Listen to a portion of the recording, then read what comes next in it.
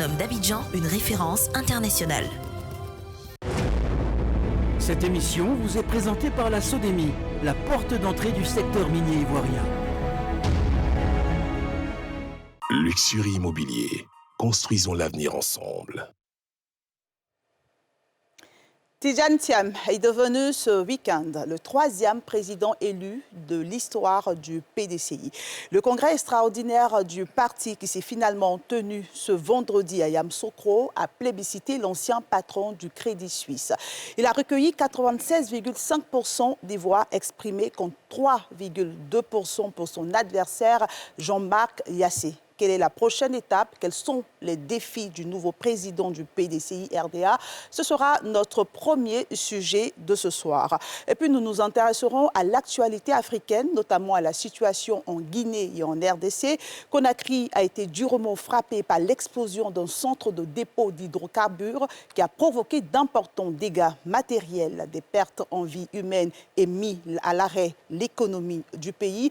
Tandis que du côté de la RDC, 4 élections simultanées ont été organisées. Des élections entachées d'irrégularités selon les observateurs. Il y a un collectif de candidats à la présidentielle dénonce un simulacre d'élection. Bonsoir à tous et bienvenue dans ce numéro de NCI 360, numéro pour lequel j'ai le plaisir de recevoir pour vous et chez vous, Monsieur Nguessan Alexis. Bonsoir. Bonsoir et merci de me recevoir. Vous êtes entrepreneur dans les technologies. Excellent. Et vous êtes membre du cabinet de Tidjane Thiam. Exactement. Merci d'être sur ce plateau. Docteur Sylvain Nguessan, que nous avons le plaisir de retrouver sur ce plateau d'NCI 360. Bonsoir. Bonsoir. Et merci d'être là. Analyste politique, directeur de l'Institut de stratégie d'Abidjan. Michel Beta, bonsoir. Bonsoir Evelyne. Heureux de vous retrouver également. C'est moi qui suis heureux. Directeur du journal Le Bélier. Tout à fait. Merci d'être là. Merci bien. Professeur Arthur Bonga, que nous vaut ce sourire ou ce rire en début d'émission? Non, c'est juste pour Chambo Beta qui est tout content depuis dimanche. Ok, bonsoir et merci d'être là. Vous êtes historien, analyste politique, habitué de ce plateau d'NCI 360. André Sylvain Conon, bonsoir. Bonsoir Evelyne. Vous êtes journaliste, fondateur de Ivoire Hebdo. Et puis Landry Kyo, bonsoir. Bonsoir Evelyne. Juriste, enseignant formateur à l'ENA. Merci encore d'être sur ce plateau d'NCI 360. Je vous propose de suivre ensemble ce reportage de la rédaction de NCI. Sans surprise, l'ancien patron du Crédit Suisse, Tidjane Thiam, a été élu président du PDCI RDA, le Parti démocratique de Côte d'Ivoire. C'était lors du 8e congrès extraordinaire du parti à Yamoussoukro. Tidjane Thiam a recueilli 96,5% des voix contre 3,2% pour son adversaire, le maire de la commune abidjanaise de Cocody, Jean-Marc Yassé. Il devient à 61 ans le 3e président du vieux parti, après Félix Houphouët-Boigny et Henri Konan Bédié. Le nouveau président du PDCI a appelé à l'union et fixe déjà le cap des échéances électorales de 2025. Il y a certainement un besoin de redynamiser le parti, mais en s'appuyant sur les acquis. J'ai dit qu'il fallait que nous décentralisions les responsabilités, qu'on s'assure que notre présence sur le terrain soit beaucoup plus forte et qu'on donne plus d'autonomie, plus de marge de manœuvre aux hommes et aux femmes de terrain. J'ai également dit qu'on ferait des jeunes et des femmes une priorité encore plus forte et qu'on leur demanderait de jouer un rôle beaucoup plus actif dans le parti, sachant que nous sommes un pays jeune, nous sommes une nation jeune, où les moins de 20 ans représentent une part très importante de la population. Notre devoir à nous délégués, c'est de faire bloc avec tous les militants autour de ce nouveau président-là pour pouvoir porter au plus haut niveau le PDCI RDA. On est heureux de savoir que la cohésion, l'union que les filles et fils du PDCI recherchaient, cela est atteint aujourd'hui et nous pouvons le constater ensemble. Initialement prévu le samedi 16 décembre 2023, le congrès avait été suspendu in extremis par le tribunal de première instance d'Abidjan-Plateau, suite à une plainte déposée par 2 militants qui contestaient des irrégularités dans l'organisation du congrès.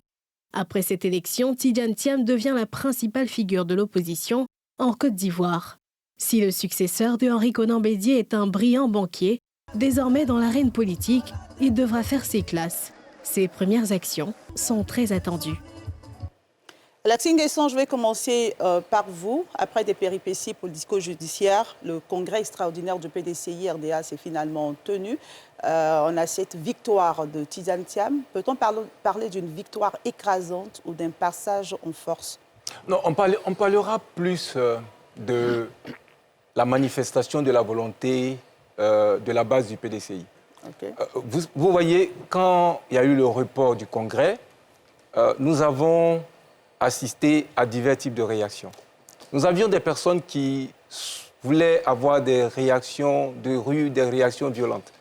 Mais le ministre Tidiane Thiam et le président Kopli Boni, qui dirigent notre parti, ont appelé tous les Ivoiriens, tous les congressistes, tous les militants du PDCI au calme. En fait, ils faisaient confiance à la capacité de notre pays à régler tous les problèmes qui pourraient se présenter devant nous avec le dialogue. Okay. Et c'est cela que nous avons fait. Ils ont insisté, ils ont appelé tout le monde au calme pendant toute une nuit. Le calme est revenu au sein de la maison du PDCI. Le ministre Thiam s'est déplacé pour aller voir les congressistes qui étaient mécontents. Il fallait comprendre. Des gens qui se sont déplacés, qui ont voyagé nuitamment, et à quelques instants du Congrès, on leur dit que le Congrès est reporté, annulé, suspendu. Ils avaient une certaine frustration. Mais la réaction aurait pu être violente. Mais le PDCI, fidèle à sa tradition de dialogue, a voulu que tout le monde se calme. Il y a eu des appels au calme très tôt le matin. Les militants ont entendu, ils sont rentrés chez eux dans le calme. Et le dialogue a triomphé à la fin de la journée. Et nous sommes heureux de cette élection du président Tidiane Thiam. D'accord, merci pour cet éclairage. Je reviens à ma question. Tidiane Thiam qui obtient 86% des voix. On parle de victoire écrasante. Certains parlent d'un passage en force. Certains l'accusent d'avoir, et je mettrai ce entre guillemets, d'un coup d'État statutaire, d'avoir forcé... voilà. Donc permettez-nous de comprendre ce soir, sur ce plateau d'NCI 360, cette victoire de Tidiane Thiam. Alors, la victoire est forte. Mais en fait, c'est la volonté de ce que les militants de notre parti veulent. Vous savez, on a parlé de désunion au PDCI. Mais à la fin de la journée, on se rend compte que le parti est uni. Vous prenez tous les bureaux de vote. J'ai eu la chance d'être à Yamoussoukro, d'assister à une partie des débats du Congrès. Mais tous les bureaux de vote, toutes les régions du pays, nous avions 52 bureaux de vote. Nous avions les 31 régions, les 2 districts autonomes qui étaient représentés. M. Tidiane Thiam a remporté la victoire dans l'ensemble des régions, dans l'ensemble des bureaux de vote. Je pense qu'il ne s'agit pas d'une victoire écrasante, il s'agit d'avoir la manifestation de ce que la base du parti voulait. Ce que la base du parti voulait, c'était de montrer que le parti était uni derrière une personne, et cette personne avait été choisie par la base. La personne était le ministre Tidiane Thiam, qui est aujourd'hui le président du PDCI. Okay. Je voudrais peut-être rajouter un point là-dessus. J'ai assisté à plusieurs débats. On mettait en avant le fait qu'il y avait des divisions, on mettait en avant le fait que nous n'étions pas unis au PDCI, qu'il y avait différents courants et différentes tendances. Mais je pense que je suis chrétien évangélique. Je pense que sur les plateaux, les gens ont fait la même erreur que les chrétiens peuvent faire en se focalisant sur les divisions, les éléments qui peuvent diviser. Mais il y avait un élément qui était important. C'était lequel? L'élément qui était important, c'est que vous pouvez demander à toutes les personnes du PDCI qui est le candidat que vous choisissez pour aller à l'élection présidentielle. Eux tous vous auraient dit, naturellement, on veut du ministre Tidiane Thiam pour aller à l'élection présidentielle. D'accord. Et on aura le temps, l'occasion de creuser, parce que vous avez parlé de division ou de vouloir montrer que le PDCI était divisé, mais que le Congrès a quand même été reporté sur la base de plaintes de militants. Mais je reviendrai à vous, je vais continuer mon tour de table avec Dr Sylvain Nguessan sur cette victoire de Tidiane Thiam. Bon, pour tout observateur de la scène politique ivoirienne, ce n'est pas la première fois que M. Tidiane Thiam a reçu des coups de phare de la base du PDCI quant à son un peu plus d'engagement dans la scène politique ivoirienne. Les autres fois, il est resté plus ou moins sensible. Cette fois-ci, s'il s'est engagé jusqu'à ce point, je pense que c'est parce qu'il avait des éléments à sa disposition qui lui permettaient d'espérer en une victoire. Dans ce milieu, je pense qu'il y a eu des sondages qui ont dû être faits pour un monsieur de sa trempe, de sa carrure. Il ne s'engagerait pas s'il n'était pas sûr de pouvoir gagner. Ça, c'est une évidence.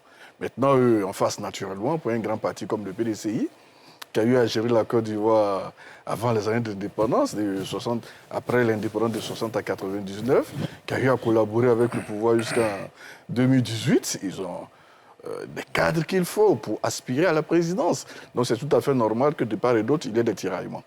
Maintenant, avec tout ce que cela a pu susciter, les critères d'éligibilité, le congrès reporté, les désistements des uns et des autres, M. Tidjane s'est retrouvé en face avec M. Yassé, qui, pour la circonstance, ne pesait pas assez. Donc c'est tout à fait normal qu'il puisse avoir une telle victoire écrasante à la sortie de ce 8e congrès. D'accord. Michel Betta, vous étiez à Yamoussoukro? Oui, bien entendu. Nous étions à Yamoussoukro pour suivre de visu. C'est toute cette cérémonie qui a conduit à l'élection du président Tidjane Thiam. Mais ce que je note, c'est que déjà même au lancement de la campagne du candidat Tidjane Thiam, nous avons vu la mobilisation, la fervente mobilisation des militants du PDCI autour de sa candidature. Donc ça ne fait que dénoter de ce que les militants de base, comme disait mon co-débatteur, les militants de base voulaient exactement. Parce qu'il ne faut pas se le cacher, le PDCI s'est donné un cap.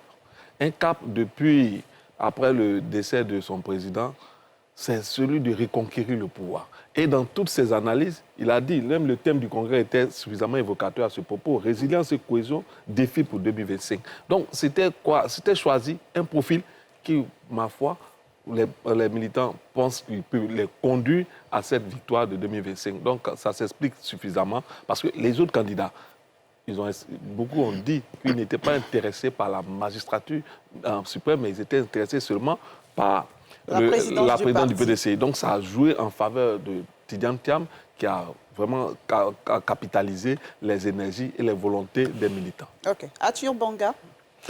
Je pense qu'il y a un peu de deux. Je pense qu'il y a un peu de deux. Peu de deux, c'est-à-dire? C'est-à-dire il y a un peu de passage en force. Il y a un peu de passage en force et une victoire. Le passage en force, il est clair, il est évident. Tous ceux qui pouvaient être des candidats qui allaient donner un peu plus de dynamisme à l'élection ont été éliminés. Soit ils se sont éliminés eux-mêmes en croyant naïvement au texte, en se disant qu'il fallait respecter les textes. Et on a vu que certains candidats, Bion, Tano, on a vu que M. Thiam ne le respectait pas, mais il est passé. Bon, donc je répète ce que je dis. Vous aurez la parole pour réagir. Lui, il y a les deux. Parce que, par exemple, des candidats sérieux qui pouvaient créer un véritable débat, ce sont certains éliminés parce qu'ils ont cru aux vertus des textes. Je parle de Bion et de Tano, alors qu'ils n'avaient pas à croire aux vertus des textes parce que les textes ont été eux-mêmes bafoués, à tel point que le PDC a refusé le débat de fond devant le juge, il a préféré le règlement à l'amiable. Et le deuxième candidat, qui est Guy Kawe, par sa connaissance du parti qui pouvait frotter, il a été aussi éliminé par le comité de médiation. Donc finalement... Éliminé ou il s'est retiré? Il a d'abord été éliminé. Vous n'avez pas quand même... il a été éliminé. Il faut appeler un chat un chat. Et donc, à partir de ce moment, on partait vers un congrès stalinien au score soviétique. C'est exactement ce qui s'est passé. Après, on ne peut pas nier que, oui, il y avait une sorte de dynamisme autour de Tidjane Thiam, et je pense justement que tuer cette démocratie interne, ça allait être encore plus intéressant pour lui de le faire dans ce contexte. Mais oui, donc j'ai une partie de victoire, mais il y a clairement, on a eu un congrès stalinien au score soviétique, parce que les principaux candidats qui auraient pu faire ombrage ont été éliminés, d'une manière ou d'une autre. André Silva Kono. Première chose, M. Maurice Kakou-Dikaoué, lors du dernier bureau politique, a pris la parole et n'a jamais dit qu'il avait été éliminé. Jamais. Ça rejoint ce que j'ai dit ici, à savoir qu'il a profité d'une situation pour s'écarter lui-même. OK. Donc, continuer à dire qu'il a été éliminé, alors que lui-même ne le dit pas, bon, c'est obéir à d'autres choses. Première chose. Deuxième chose, je pense que M. Jean-Louis Bion et Thierry Tano ont commis des erreurs stratégiques. Lesquelles? En n'œuvrant pas eux-mêmes de sorte que le congrès soit organisé en 2024, de sorte qu'il soit éligible. Donc, c'est une erreur, ce sont des erreurs stratégiques. Qu'est-ce qu'ils auraient pu faire quand vous dites en n'œuvrant pas eux-mêmes? C'est le bureau politique au PDCI. C'est pourquoi je dis toujours, il faut connaître les tests des partis. C'est le bureau politique au PDCI qui décide. Il y avait un bureau politique qui avait décidé de la tenue du congrès extraordinaire. De façon stratégique, étant donné qu'ils avaient 9 ans de bureau politique, c'était loisible pour eux de manœuvrer à ce bureau politique de sorte qu'on amène le congrès extraordinaire en 2024. Ça réglait le problème de 10 ans. Donc, ils ont commis cette erreur stratégique. Mais pourquoi le faire quand ils ont eux-mêmes dit qu'ils n'étaient pas forcément intéressés par la présidence du parti? Justement, et c'est la deuxième erreur stratégique qu'ils ont commise. La présidentielle de 2025. C'est la deuxième erreur stratégique qu'ils ont commise, c'est de dissocier la question de la présidence du PDCI avec celle de la candidature à la présidence de 2025. À preuve, à ce congrès, il y a une résolution appelant donc M. Tidjane Thiam à être le candidat du PDCI à la convention. À la convention, pas à la présidentielle, à la convention. Et donc, c'est ce que je voulais dire de prime abord. Okay. Cependant, ce que j'aimerais ajouter, c'est que le jeudi, veille donc du congrès, quelque chose s'est passé au palais de justice quand même. Vous avez donc 2 militants qui introduisent une plainte pour un procès en référé. La première fois, ils sont la présidente du tribunal, donc Mme Aminata Touré, leur donne raison, on suspend le congrès et ils réintroduisent pour un congrès qui a lieu à Yamoussoukro, toujours à Abidjan.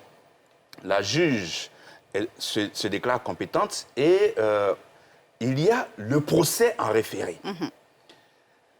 C'est au cours donc de ces débats, parce que les 2 personnes étaient présentes, il y a eu des échanges, et puis c'est à un certain moment que ces 2 personnes se désistent. Quelque chose s'est passé. Qu'est-ce qui s'est passé? Je ne sais pas ce qui s'est passé. Ils ont retiré leur plainte purement et simplement. Ils ont retiré leur plainte. Je fais remarquer qu'en 2018, le PDCI avait saisi le même tribunal, toujours en référé, pour son affaire de logo. Et le tribunal s'était déclaré incompétent. 5 ans après, le même tribunal, toujours pour de première instance, se déclare compétent et traite de la question politique. Je rappelle qu'en 2018, Fraternité Matin, le rédacteur en chef de Fraternité Matin, donc M. Améda Assi, avait expliqué l'incompétence du juge par le fait que c'était une affaire interne au PDCI. Les choses n'ont pas changé, mais le juge s'est déclaré compétent cette fois-ci. Quelque chose s'est passé le jeudi. Landry Kyo. Merci. Alors, j'ai écouté attentivement les uns et les autres et je voudrais faire remarquer une chose. C'est que le PDCI RDA, je parle de l'institution, suite au décès du président Bédier, voulait son chef à lui. Le PDCI RDA a désiré son chef, je n'ai pas dit un chef, a désiré son chef. Le PDCI RDA a désigné son chef et il l'a investi. C'est sans débat. On peut épiloguer sur comment on est arrivé, mais on a un parti qui est clair dans sa manière de penser, dans sa stratégie. Se doter d'un chef, pas n'importe lequel, qui répond à certains profils, à certains critères, nécessitait donc pour ce parti de s'organiser et de veiller à ce que les choses se passent ainsi. Il y a eu quelques difficultés dans le report pour le procès en référé. Je tiens à rappeler que la première décision a été prononcée par défaut. Ça veut dire que le PDCI n'était pas présent lors des débats, puisque le principe du contradictoire est un principe sacré, parce que le référé est une procédure d'urgence. Aussi, l'on astreint le juge à pouvoir veiller à ce que les conditions d'organisation du procès soient scrupuleusement respectées. La seconde fois, le PDCI a pu être présent parce que l'assignation, les diligences menées par le commissaire de justice ont abouti à ce qu'il puisse recevoir à main propre l'assignation. C'est par le mécanisme donc du dialogue que le PDCI RDA a réussi à pouvoir dissuader les plaignants, lesquels retirent leur plainte et le tribunal prend acte. Ce que je tiens à souligner ici, c'est que pour plusieurs procédures d'ordre judiciaire, la loi recommande, voire même commande et prescrit, que le règlement se fasse d'abord à l'amiable, donc il y ait conciliation, avant que le juge ne soit saisi, parce que ce sont des affaires internes, en matière commerciale, en matière de droit du travail, et même en matière associative. Ce qui a manqué la première fois, c'est qu'on n'ait pas renvoyé les personnes, ou alors qu'on ne les ait pas suffisamment interrogés sur la démarche qu'il avait faite en interne avant que de pouvoir se référer au juge. Je vais terminer avec le fait que, quand Tidjane Thiam est élu président du PDCI RDA, avec 96,5% des voix.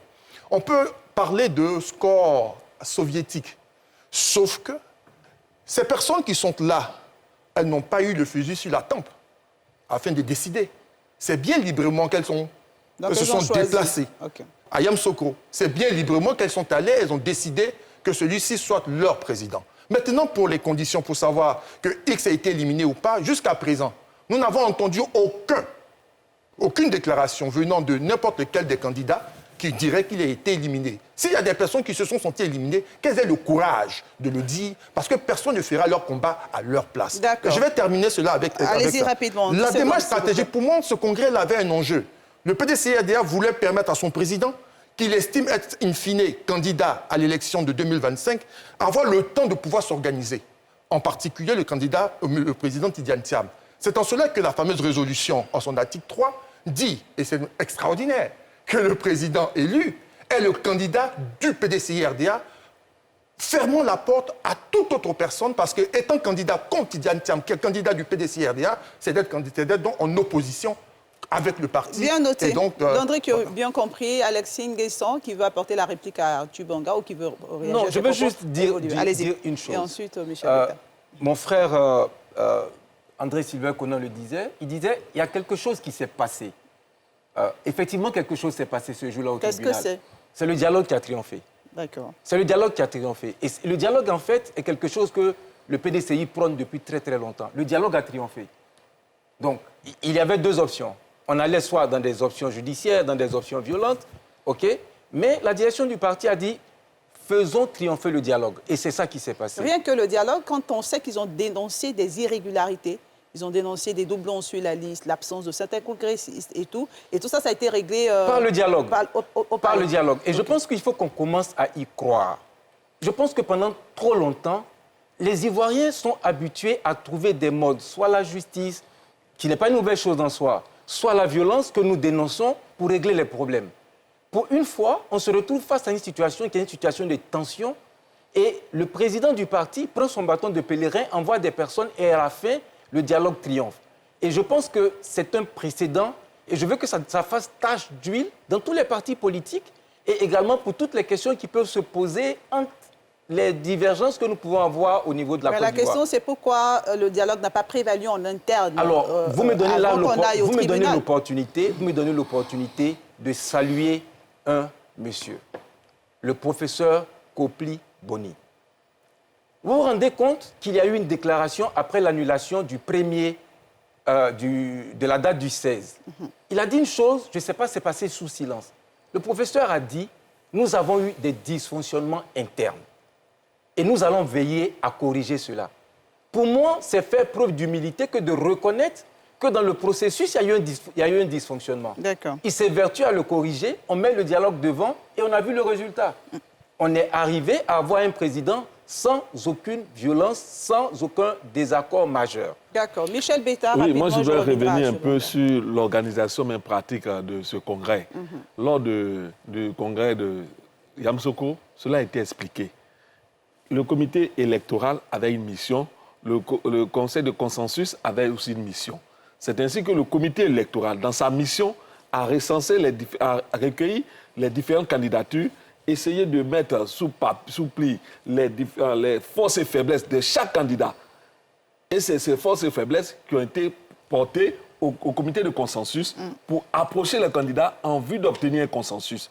Mais bien entendu, quand on approche les candidats, on leur montre leurs forces et leurs faiblesses.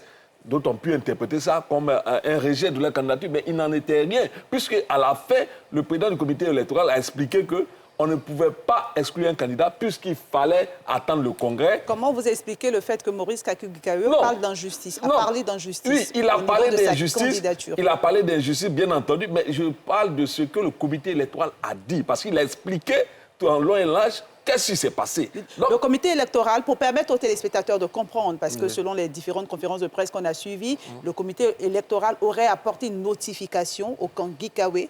Est-ce que ça a été fait oui ou non? Le comité électoral a seulement porté au conseil de consensus les différentes observations qui ont été faites sur tous les candidats. Et ils ont porté ça au conseil de consensus qui devait, avec les candidats, négocier pour avoir un consensus. Mais en vue d'avoir un consensus, on vous présente vos forces et vos faiblesses. Et c'est ce qui a été fait. Donc on peut interpréter ça comme une volonté de les écarter. Peut-être c'est ce qui a, comme Kopli l'a dit, le président Kopli l'a dit, il y a eu des manquements. Mais ça a été corrigé et ça a été expliqué. Achille Banga, très rapidement. Non, on ne met jamais le physique attend de quelqu'un, même au temps de Staline. Pourtant, on a le congrès stalinien. C'est tout le système dans lequel l'engrenage dans lequel on te met. Quand on convoque un monsieur pour lui dire que parce que vous êtes sous contrôle judiciaire, vous ne pouvez pas être candidat, et que le lendemain, on fait un communiqué le 7 décembre dans le nouveau réveil signé du président du PDCI-RDA, et on attend après la conférence de Guy Kaoué, ben il dit « Ah non, on ne l'a jamais dit ». Mais c'est trop simple. On a mis Guy Kaoué dans un engrenage pauvre de lequel il ne pouvait pas sortir, on l'a clairement éliminé, parce qu'on a qualifié ceux qui ne pouvaient pas être qualifiés. Mais ce n'est pas un problème. Parce que justement, toute la direction, tous les systèmes étaient mis en place pour arriver à un congrès stalinien au score soviétique. Et je l'avais déjà dit avant aujourd'hui. Et c'est exactement ce qui s'est passé. Tous ceux qui pouvaient gêner M. Thiam, alors que je pense qu'il n'en avait même pas besoin, tous ceux qui pouvaient gêner M. Thiam, ont soit fait des erreurs stratégiques ou ont été éliminés pour avoir finalement un match sans enjeu aucun. Mais même Yassé savait dans ce plus beau rêve qu'il n'allait pas exister, il n'a pas existé. Les seuls qui pouvaient exister ont été éliminés. Le mot, il est clair. Après, on peut essayer de jouer avec ça. Sans forcément vouloir refaire ce débat sur tout ce qui a entouré le congrès, l'organisation du congrès extraordinaire du PDCI, j'aimerais qu'on parle du profil de Tidjane Thiam, qui a passé plus de 25 ans hors de la Côte d'Ivoire, qui fait ses véritables premiers pas en politique. Je pensais par vous, André-Sylvain Conor. Est-ce qu'il sera à la hauteur des défis? Je n'en sais rien, mais laisse-moi relever quelques chiffres quand même. Allez-y, à ce congrès, il y avait 4179 votants. Et 4001 ont choisi Tidjane Thiam. Cela veut dire que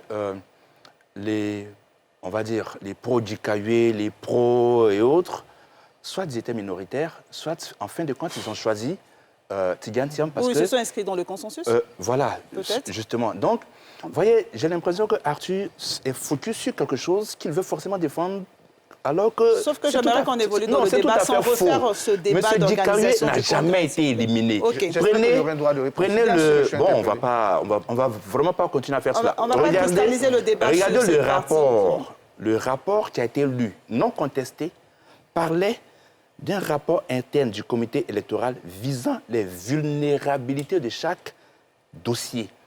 Et, en termes de vulnérabilité, les vulnérabilités de M. Tidjane Thiam avaient été aussi présentées. Vous savez, les gens ne connaissent pas les dossiers. Bon, bref. Et c'était quoi, ces vulnérabilités? C'était le fait que, justement, il y avait un problème au niveau des 10 ans de bureau politique qui l'avait soldé en une fois. C'était une vulnérabilité qui avait été relevée. La vulnérabilité de M. Akossi Benjo, c'était ses 20 ans. Voilà, donc chacun, on avait relevé les vulnérabilités de chaque dossier, comme le rapport le mentionne. Bref, concernant M. Tidjane Thiam, nous ne l'avons pas connu, je vais dire, quand il était ministre. Parce que nous étions encore à l'école. Donc vous en savez quelque chose finalement? Oui, je vais dire, on le verra davantage à l'œuvre. Voilà, on le verra davantage à l'œuvre. On va voir ses premiers pas parce qu'il prend en main un parti qui a une culture, je vais dire, qui a hérité d'une culture communiste depuis 1946. Quand vous prenez le professeur Kopli Boli, moi, je regardais les choses beaucoup de loin parce que il est quand même l'un des derniers des Mohicans de l'aventure 46. Ce sont des gens qui ont une certaine culture. Et donc, c'est vrai que Tidjane Thiam prend le parti à 61 ans, alors que le président Henri Konan Bédié l'avait pris, je crois, à 59 ans. On le verra dans ses premiers actes, dans ses premières décisions. Un instant, dans ses premières décisions, relativement à ses propres déclarations concernant les jeunes, concernant les femmes, on verra. Concernant l'éducation étable. Achille Banga, rapidement. Je pense que sans cristalliser le débat sur le congrès. Je viendrai à vous. Non, je viendrai à vous. Bien sûr, mais sans véritablement cristalliser le débat sur je n'ai pas de problème. Le monsieur lui-même dit qu'il y a une tradition des partis communistes. Mais la tradition du parti communiste, il faut peut-être dire un peu Staline, il faut peut-être un peu Lénine. Ça évitera de dire que les gens ne savent pas de quoi ils parlent, parce qu'on sait très bien de quoi ils parlent. Je sais, sinon je ne vais pas les citer. Voilà. Et donc, dans la tradition du parti communiste, justement, c'est de finir le congrès avant le congrès. C'est comme ça que ça fonctionne. Congrès. Voilà, donc finir le congrès avant le congrès, ça suppose éliminer ceux qui gênent, qui sont supposés soutenus par la direction du parti. La direction intérimaire du parti a eu un choix. Elle a travaillé dans ce sens. Elle a éliminé M. Guikaoué. Les trucs sont là.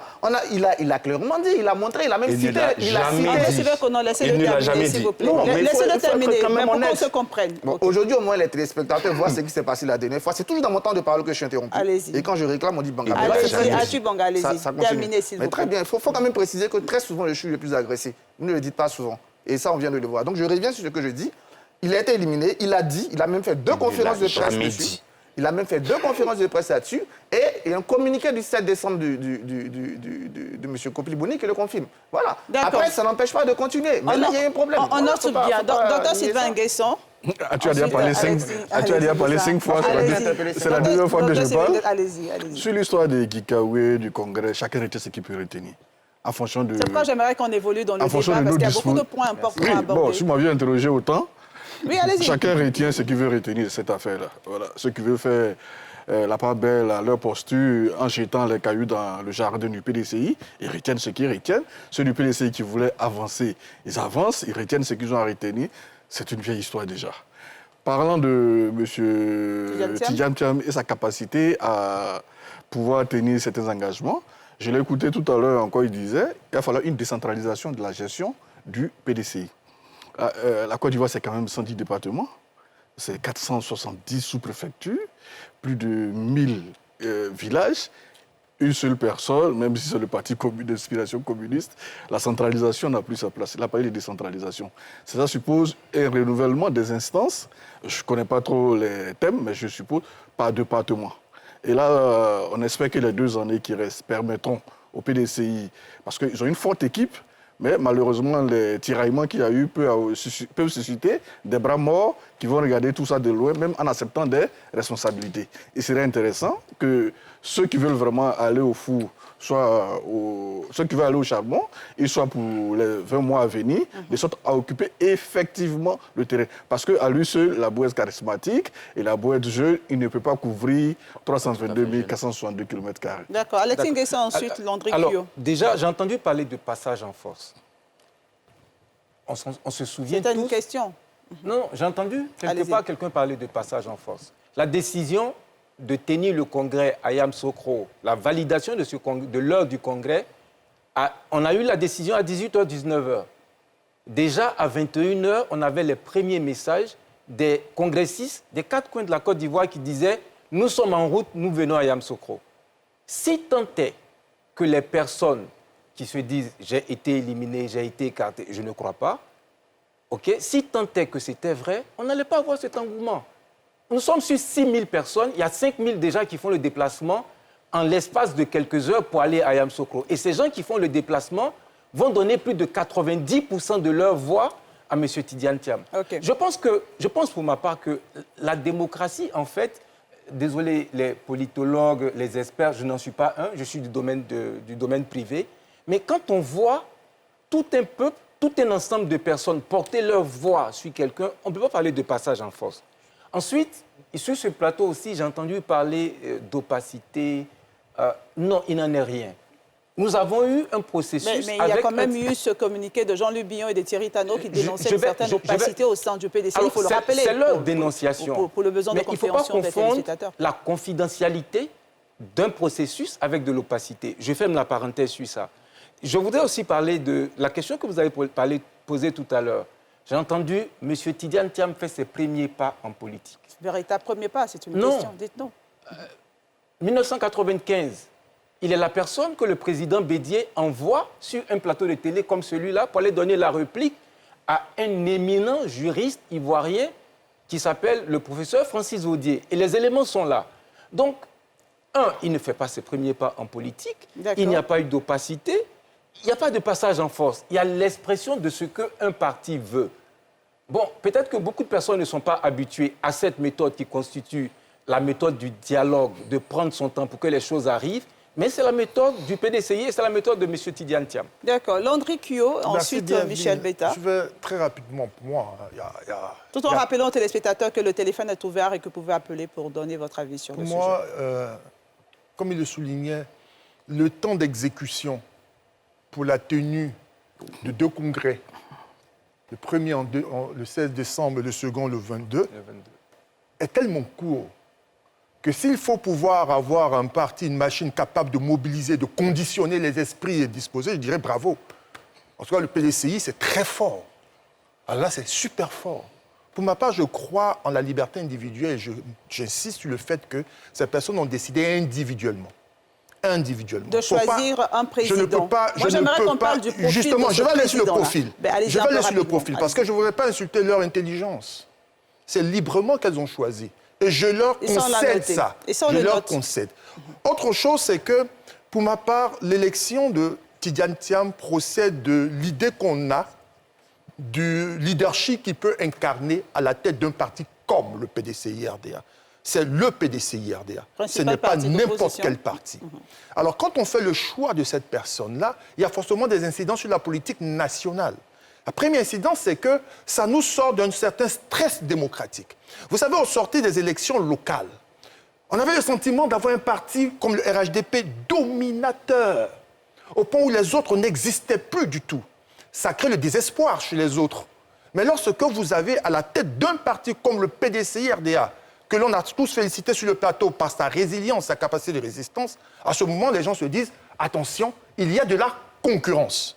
La seconde chose, c'est que, alors à ce moment, je crois qu'on va pouvoir être tous d'accord, on a à la tête du PDCI-RDA quelqu'un qui vient et qui, me semble, pourra porter des idées, une offre politique, un contenu, un programme de société, un projet de société, un programme de gouvernement. À ce moment-là, ça va nous permettre d'échapper à cette politique concentrée ou cristallisée sur des personnes. Parce qu'on a souffert de cela pendant 20 ans et on sera en même, je l'espère, avoir une politique ou un débat politique fourni en idées, en projets, en confrontation entre l'économiste et l'ingénieur. À ce moment, je crois que mon ami le professeur Arthur Bonga sera donc heureux et de pouvoir savoir qu'enfin, on va sortir de la politique des personnes. Landry, Michel Betta, et ensuite je reviendrai vous avez dit, dans votre question, vous demandez quelles sont ses capacités à pouvoir diriger un parti comme le PDCI. Moi, je voulais dire d'abord, avant d'arriver à ses capacités, on note un parcours d'abord. C'est quelqu'un qui a dirigé, on parle de Crédit Suisse,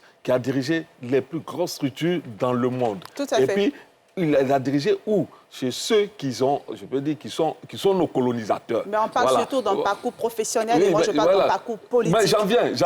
Parce que la capacité à gérer un budget aussi 3 fois, 4 fois que la Côte d'Ivoire, c'est avoir quand même du potentiel, de la capacité. Et maintenant, j'en viens à ce qu'il est capable de faire au sein du PDCI. Moi, je crois que sa ligne a été tracée par le discours du président Kopli. Lorsqu'il donnait ses lignes d'orientation. Il a dit qu'il faut sauver le pays de la détresse dans laquelle... Le PDCI. Voilà, le pays d'abord. Voilà, de la détresse dans laquelle il est depuis 20 ans. Il a dit aussi qu'il faut tracer les sillons du bonheur et de l'espoir, du progrès de nos compatriotes. Il a fait savoir qu'il faut sortir du chemin de rattrapage ethnique. Il faut arriver à faire en sorte que la CEI soit consensuelle afin de répondre aux aspirations légitimes des populations. Et pour vous, ça, c'est la feuille de route de M. Tidjane Thiam. Bien entendu. Okay. Il a bien dessiné. Il a dessiné pour que les uns et les autres comprennent que le PDCI qui veut se donner les moyens devra marcher selon ce qu'il a indiqué. Il faut sortir le pays de la pauvreté. Il a indiqué aussi qu'il faut le sortir de la cherté de la vie et de faire en sorte que le taux de pauvreté, qui est de 38%, est encore plus parlant en milieu rural, 65%, puisse diminuer. Donc voilà un peu les défis auxquels Tidjane Thiam devra répondre. Et ça, Kopli Bolin l'a dit. D'accord. Arthur Bonga, sans revenir sur l'organisation du Congrès. Non, si on se pose des questions aujourd'hui en recherche des décès, c'est d'abord lié à ça. Mais personne ne dit que ces personnes ont été obligées de voter. Elles sont libres, mais elles n'ont pas eu le choix. Le choix était restreint. Tous ceux qui pouvaient apporter une offre, une alternative crédible, n'ont pas pu. Ça c'est factuel. Mais les autres sont revenus, c'est pas que je reviens. Et d'ailleurs, ce qui fait qu'aujourd'hui on recherche, parce qu'on n'a pas eu de débat en campagne. On n'a pas eu de campagne. Il y a eu un seul discours à Yamsoko, qui est le seul discours qu'on a entendu dans la campagne. Donc on ne sait pas aujourd'hui, c'est pour ça qu'on se pose cette question. Il n'y a pas eu de débat, il n'y a pas eu de contradiction, il n'y a pas eu d'offre. Il n'y a rien. Il y a eu un seul discours à Yamsoko et puis plus rien. Donc, voilà pourquoi d'ailleurs on se pose ces questions aujourd'hui. Parce que justement, le débat démocratique autour d'un congrès Il n'a pas eu lieu. On a passé tout le temps à chercher à verrouiller. Et le mot opacité, il existe très bien. D'ailleurs, ce n'est pas que moi qui le dis. La plainte, monsieur Billon, monsieur Tanon, c'est des réalités. Maintenant qu'on va revenir sur le profil de M. Tidiane Thiam, donc la campagne a fait que justement, elle était tellement terne en débat d'idées et plus dans les coulisses pour manipuler qu'on n'a pas eu justement le débat. Mais on peut quand même, à partir de ce qu'on a entendu à Yamsoko et de ce qu'on sait de lui, imaginer. Oui, il a des forces. Il a des forces. Sa première force, c'est son parcours international. Sa deuxième force, même si je suis 61 ans, certains diront que ce n'est pas jeune à juste titre, mais c'est un nouveau dynamisme, c'est quelque chose qui est un âge de maturité politique et de maturité dans la vie de tous les jours, de toute façon. Ce qui peut être intéressant. Mais après, il y a aussi des faiblesses. La première faiblesse, c'est ne pas connaître le parti. Tidiane Thiam ne connaît pas le parti. Il a fait 20 ans sans dans ce parti. Voilà, donc il fait 20 ans sans le parti. Il ne connaît ni le parti, il ne connaît ni les hommes. Il va apprendre à les connaître. Mais c'est factuel. De 2000 à 2022, il n'était pas en Côte d'Ivoire, il n'était pas au PDCI. Mais pourquoi vous ne voulez pas croire que ça, c'est une faiblesse? Mais c'est une faiblesse évidente. Mais pourquoi on discute ça? Il a quoi. D'accord. C'est ça qui est irrationnel. Vous allez répondre. Je vous donnerai la parole.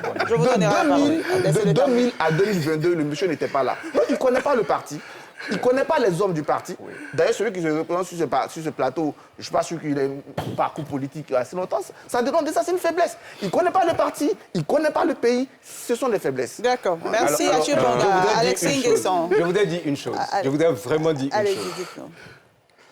Dans tous les forums, sur tous les plateaux, vous entendez tout le monde dire, et je reviens sur le point où je parlais de l'unité, tout le monde, à quelques exceptions près, au PDCI, tout le monde vous disait, on est tous d'accord pour avoir M. Tidiane Thiam comme candidat pour les présidentielles.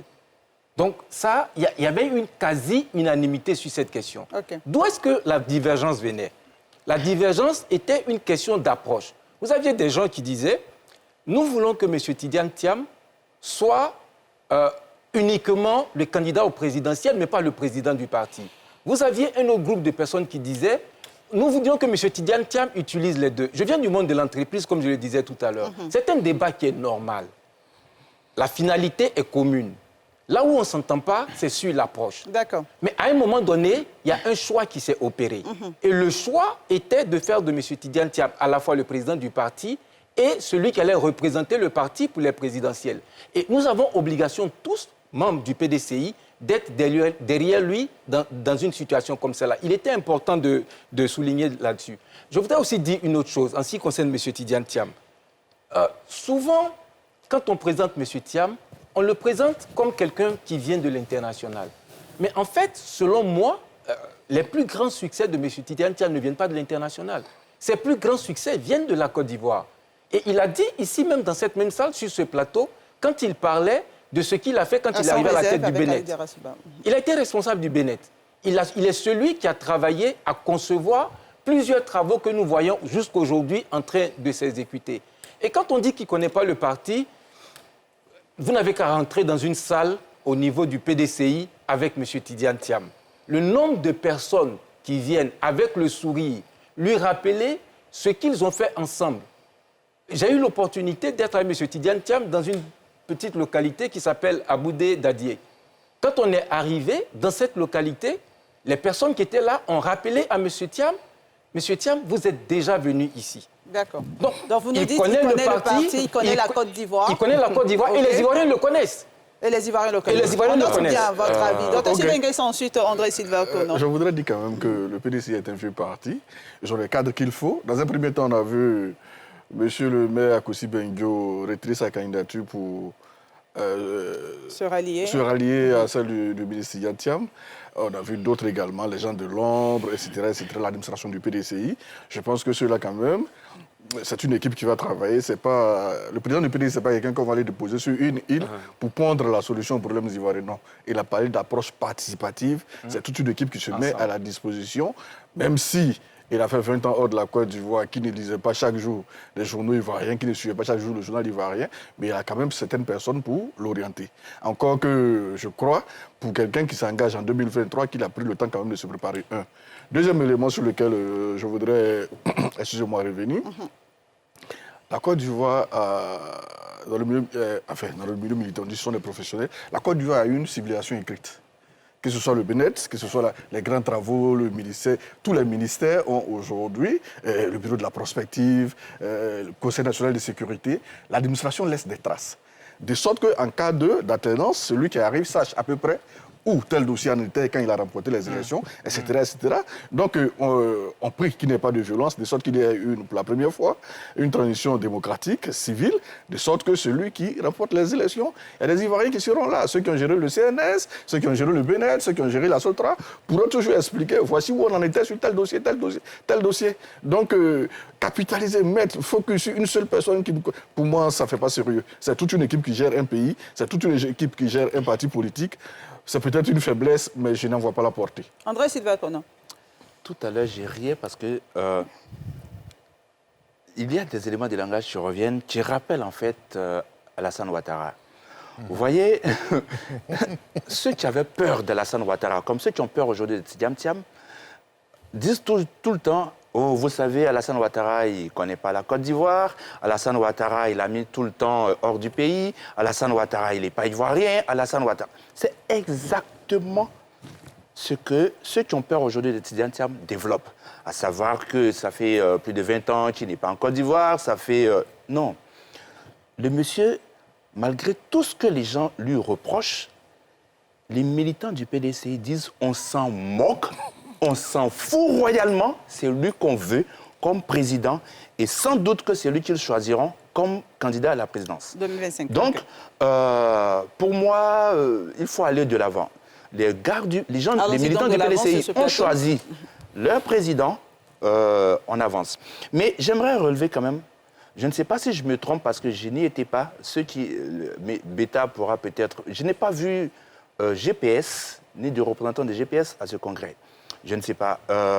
Ça m'a quand même un peu interpellé, alors que de Guillaume Soro... Il ne pouvait pas être là. Non, GPS ne reconnaît pas sa dissolution. Et je crois que le PDC aussi. Donc, logiquement, il devrait avoir... J'ai vu, par contre, la présence du FPI, de PPAC, de COGEP, et puis la présence de Kobena Kwasi Adjoumani. J'aimerais quand même revenir là-dessus parce que le ministre d'État Adjoumani a réussi à créer, si vous voulez, à créer le buzz, on va dire, autour, alors que, vous voyez, il y a eu une élection à la jeunesse du RHDP qui est passée inaperçue, il y a une élection à la présidente des femmes du RHDP qui est passée inaperçue. Le PDCI faisait le jeu, mais Adjoumani est arrivé... Mais les enjeux n'étaient pas les mêmes. Le PDCI... Oui, non, c'est vraiment pas les mêmes enjeux. Mais il n'empêche, ça devrait être au moins médiatisé. Mais Adjoumani est arrivé et puis il a profité donc du discours de Kopli Boni pour passer un message. Le message de ce que, attention, le RHDP est toujours là. Nous avons toujours aussi notre champion à nous, qui est Alassane Ouattara. Et je pense que le PDCI doit savoir que très clairement, le RHDP ne faiblit pas par rapport à tout ce qui s'est passé au PDCI. Et le message est très clair. Nous sommes encore là. Okay. Nous veillons au grain et le PDCI doit en tenir compte. On note bien votre avis. As-tu Bonga? Oui, c'est pas ce que les gens sont venus faire sur ce plateau. Mais moi, je réponds aux questions. La question. On avait été Ils sont aussi venus répondre aux questions. On avait été écouté. On avait été écouté. Il faut nous enseigner. Ah ouais, moi, je dis quand même qu'il y a pas de note. Non, comme il ne sait pas ce qu'on avait dû faire, on est venu pour l'écouter. Ils sont venus tout sachant, on prend note. à notre Je suis invitation. heureux que le débat se fasse sur ma petite personne, mais laissez-moi continuer. Non, tu te mets au stand, c'est tout. C'est pas ce que les autres sont venus quoi. C'est pas ce que certains sont venus faire. Moi, je vais répondre aux questions. La question que tu as posée, c'est pas est-ce que les militants du PDCI ont voté quelqu'un. Donc la question que tu as posée, c'est quel est le profil, les forces et les faiblesses du monsieur. Et donc c'est à ça que je réponds. Il y a certains qui ont dit que être absent, c'est pas sérieux. En fait, c'est eux-mêmes qui sont pas sérieux. Parce que le PDCI est tellement sérieux, demande que pour être président de son parti, quand on ne triche pas pour qualifier des gens qui doivent être éliminés, il faut avoir 10 ans de bureau politique et être militant actif. C'est-à-dire que le PDCI-RDA lui-même, dans ses statuts, dit me connaître là, c'est important pour être mon président. Donc comment tu me dis quand on dit quelqu'un ne connaît pas le parti, ou bien il a fait 20 ans cette là, c'est pas sérieux. Si c'est sérieux, le PDCI n'avait pas l'exigé. C'est parce qu'eux-mêmes l'ont exigé, c'est parce qu'ils ont triché cette fois-ci que c'est pas passé. Ils l'exigent eux-mêmes, donc c'est sérieux, c'est important. Ils ont triché avant ça. Ils ne pas connaître. Je réponds aux questions de Evelyne. Si vous ne pouvez pas demander le profil, je ne vais pas répondre à ça. Voilà, donc ce profil-là, il souffre d'une longue absence, d'une méconnaissance à la fois du parti et du pays. Bon, ça on a compris, avançons. On a compris. Je vais permettre d'avancer dans le débat avec mes questions, sans revenir forcément sur ce qui a été dit. Ici, on note donc cette volonté du PDCI-RDA de fait de Tidjane Thiam le candidat à la Convention pour la présidentielle de 2025. Et je veux rappeler aussi que Kopi Boni, dans son discours, a dit que ces rebondissements politico-judiciaires qu'on a observés tous montrent les frustrations de certains cadres en interne. Est-ce que la décision d'aller à la Convention avec Tidjane Thiam uniquement comme candidat ne va pas amplifier ces frustrations quand on sait que Jean-Luc Buyon a pleinement défini son ambition pour la présidentielle en tant que candidat du PDCI-RDA? Alors, je vais répondre à cette question. Juste avant, si vous me permettez, je voudrais quand même noter... Sans revenir forcément sur ce qui a été dit. Non, je ne reviens pas sur ce qui a été dit. Je voulais quand même noter que le PDCI est un parti qui compte en Côte d'Ivoire. Bien sûr, je ne suis pas un grand observateur de la vie politique, mais j'ai vu lors de ce congrès la présence de toutes les formations politiques de Côte d'Ivoire. Le mouvement MGC, FPI, PPACI, le RHDP, tout le monde était là. Et pour moi, c'est un élément qui est important qu'il faut noter. Votre question que vous posez, c'est de savoir, est-ce que le choix du congrès, il faut préciser, c'est une motion qui a été lue pendant le congrès. Bien sûr. Et le congrès dit, je veux que le président Tidjane Thiam soit le candidat du PDCI à la Convention. Alors, il n'y a aucune porte qui est fermée. Le Congrès s'est exprimé. Le Congrès est un organe du PDCI. Le Congrès s'est exprimé. Si quelqu'un estime que malgré le choix du Congrès, il veut pouvoir se porter candidat à la Convention, s'il remplit les conditions, il sera le bienvenu. Mais le Congrès, en tout cas, le Congrès s'est exprimé. Et je pense que la Convention va prendre en compte... Et est-ce que cette personne ne sera pas perçue comme une personne qui ne s'inscrit pas dans le consensus ou dans la volonté du Congrès? En tout cas, la liberté est donnée. D'accord. La liberté est donnée. Voilà. Michel Betta? Oui, moi je voulais dire simplement, Tidjane Thiam disait comme ça que lorsqu'il a pris la tête du Bénin, les premiers conseils qu'il a reçus, lui disait, si tu veux bien diriger le Bénin, il faut aller chaque mois à l'intérieur du pays. Et chaque mois, il a fait ce déplacement dans presque toutes les villes de la Côte d'Ivoire. Pour ceux qui pensent qu'ils ne connaissent pas la Côte d'Ivoire. En 97. Mais il y a quand même un peu longtemps. Non, je veux dire, il a fait le déplacement dans toutes les villes de la Côte d'Ivoire. Et je sais combien de fois il est venu encore en Côte d'Ivoire après son départ. Donc, pour dire quoi? Pour dire qu'il a pris le temps de connaître les aspirations des Ivoiriens. Et il a fait encore cet exercice-là qu'il a révélé.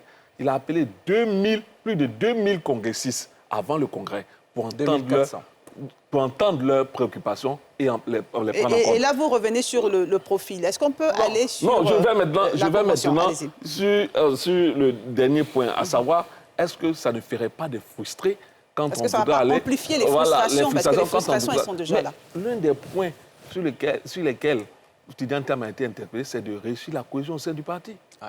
De redynamiser le parti dans toute cette dynamique, de parti puiser à la base ceux qui sont capables de rendre le parti encore plus vivant et plus dynamique. Donc, c'est un des défis. Il doit refaire la cohésion avant d'aller à la Convention. Donc, la Convention, je pense que ça sera plus une fête que l'expression des velléités des divisions. Et ça, c'est aussi un de ces défis sur lesquels nous aurons l'occasion de le juger. Donc, je pense que tout a été mis en place pour que le PDCI, comme il a dit, soit plus conquérant pour la bataille de 2025. Landry Kyo, sur ce En début de propos, je disais que le PDCI-RDA a désiré son chef. Il a choisi son chef. Il a choisi son chef. On a bien entendu. En choisissant son chef, il savait ses faiblesses, ses fragilités, ses forces. Une des fragilités de Tidjane Thiam, c'est évidemment le fait qu'il a peu de temps pour pouvoir se reconnecter avec le peuple de Côte d'Ivoire, à la différence de tous les autres qui pourraient être ses adversaires. C'est une réalité. Donc, au niveau du PDCI-RDA, dans la stratégie et le cap qu'on se donne, c'est de faire l'économie des batailles politiques internes qui freinerait le candidat, président-candidat, à l'élection. Est-ce que faire l'économie des batailles internes, c'est également faire l'économie des ambitions personnelles? Vous savez, un parti politique, c'est une association. Il y a l'intérêt de l'association et pas les intérêts individuels. Et nous sommes surtout en politique. À un certain moment donné, on ne va pas s'embarrasser des ambitions individuelles lorsque l'ambition collective est tracée. Et je crois qu'au PDCI, on a le courage de le faire. Et ils le font. Maintenant, ils ont mis les dispositions techniques en place. C'est critiquable, d'un point de vue même juridique, de savoir que l'article 3 vous dise qu'à une convention, le parti a déjà son candidat. Mais sauf que d'un point de vue... Le congrès plutôt, voilà, qu'à la convention, le congrès a déjà son candidat. Mais le congrès, c'est tout ça. Ce sont les grands électeurs. Quiconque oserait, du principe de la liberté de faire candidature, oserait se présenter, dit tout de suite que je suis contre le congrès. Et je crois que d'un point de vue politique, personne ne va tenter le suicide. D'accord. Docteur Sylvain Nguessan. Même un jeune parti comme le COJEP qui n'a pas encore dirigé l'exécutif en Côte d'Ivoire, s'ils ouvraient les candidatures à l'interne actuellement pour la présidentielle de 2025, il y aurait des dissensions. Ah, c'est un parti qui n'a pas encore géré la Côte d'Ivoire. À plus forte raison, je ne parlerai pas du RHDP, je ne parlerai pas du PPAC, je ne parlerai pas du FPI, je ne parlerai pas du PDCI. C'est normal. Ce sont des partis qui ont tellement de cadres à l'interne. C'est un peu l'équipe nationale de la Côte d'Ivoire. On ne sait pas qui est classé, qui est laissé. Donc c'est tout à fait normal. C'est le jeu. C'est l'expression de la démocratie à l'intérieur de ces États. Donc il ne faudra pas en faire une affaire unique au PDCI. Voilà. C'est vrai, ils ont duré dans l'opposition, donc il y a eu toutes des générations qui s'entrecroisent à la veille de 2025. Mais je pense qu'ils ont encore 2 ans à l'intérieur, dans des rencontres personnelles, pour pouvoir arriver à un certain consensus. Ça ne sera pas toujours facile que tout le monde s'aligne derrière un candidat, quelle que soit la formation politique. Mais je pense que l'avantage ici, c'est que tout cela ne se déroule pas en juin 2025. Nous sommes... il y a encore 22 mois. Donc, je pense que M. Tidjane Thiam toute la classe politique du PDCI va réussir à faire asseoir les uns et les autres, de sorte à pouvoir susciter un consensus, de sorte que les principaux cadres puissent plus ou moins se mettre ensemble pour l'enjeu principal qui est la présidentielle de 2025. D'accord. Monsieur, au moment où je vous donne la parole, je vais vous demander également de répondre à la question que je vais poser. Vous pouvez bien sûr dire ce que vous avez à dire et puis répondre à cette question-là, qui va être la dernière question justement sur ce sujet. Le PDCI était l'allié du RDS. Cette alliance a donné naissance au RHDP et le ministre Adjoumani Kobenan l'a rappelé lors de son intervention. Est-ce que vous pensez à une alliance RHDP-PDCI? D'abord, je vais revenir à la question de la Convention. Moi, je ne sais pas pourquoi le PDCI, qui s'appelle Parti démocratique, fait tout pour ne pas être démocratique.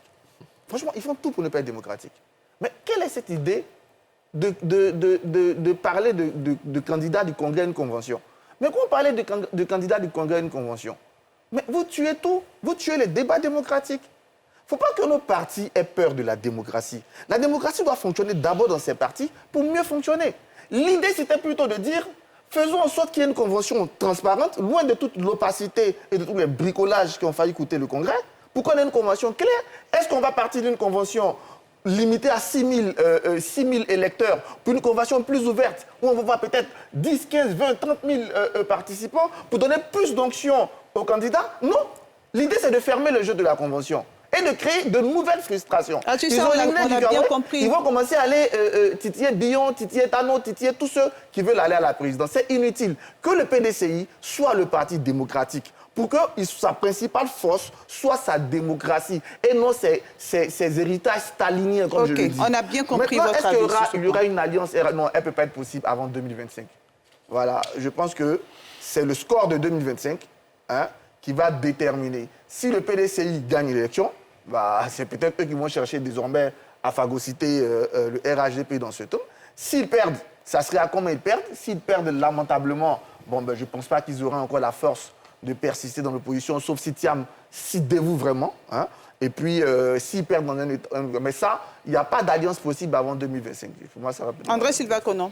Moi, je pense plutôt que Thiam, qui est désigné déjà comme le chef de l'opposition en Côte d'Ivoire, va chercher plutôt à créer une coalition à l'image du RHDP sous Laurent Gbagbo pour aller à la présidentielle de 2025, bien sûr en étant le candidat du PDCI. Je rappelle que la disposition du Congrès, donc cette résolution du Congrès, pour moi, il faut l'analyser un peu plus en profondeur.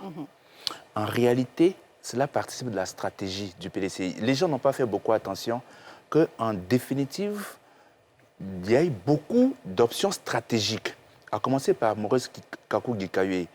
En fin de compte, il y a eu la levée de son contrôle judiciaire. Quand vous prenez les deux militants en question, ils se sont bien fait connaître. Ils ont réussi à créer, on va dire, un buzz médiatique autour de l'affaire. Et puis, ils ne sont pas, ils ont retiré leur plainte. Donc, pour moi, de façon stratégique, le PDCI donc, dit, on ne sait jamais, peut-être que demain, il y aura des entraves judiciaires ou autres. On préfère désigner déjà quelqu'un qui pourrait tout de suite aller à la présidentielle, même si on n'a pas, même s'il y a une force majeure qui fait qu'il n'y a pas de convention. Donc c'est très stratégique. Il faut aller au-delà de l'émotion. Maintenant, concernant donc la coalition, je vais dire une coalition avec le RHDP, non, c'est exclu. Le PDCI vient d'avoir son champion. Et écoutez les discours, écoutez les gens, ils ont une nouvelle confiance en eux.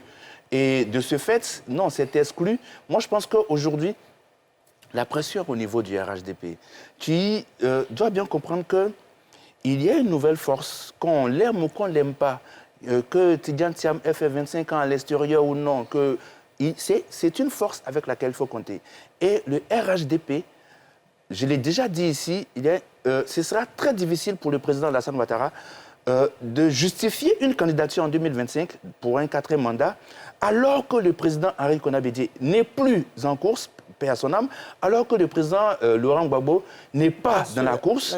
Ce sera très difficile. Je pense que dès maintenant, le RHDP devrait aussi commencer à préparer une sorte d'alternance en interne.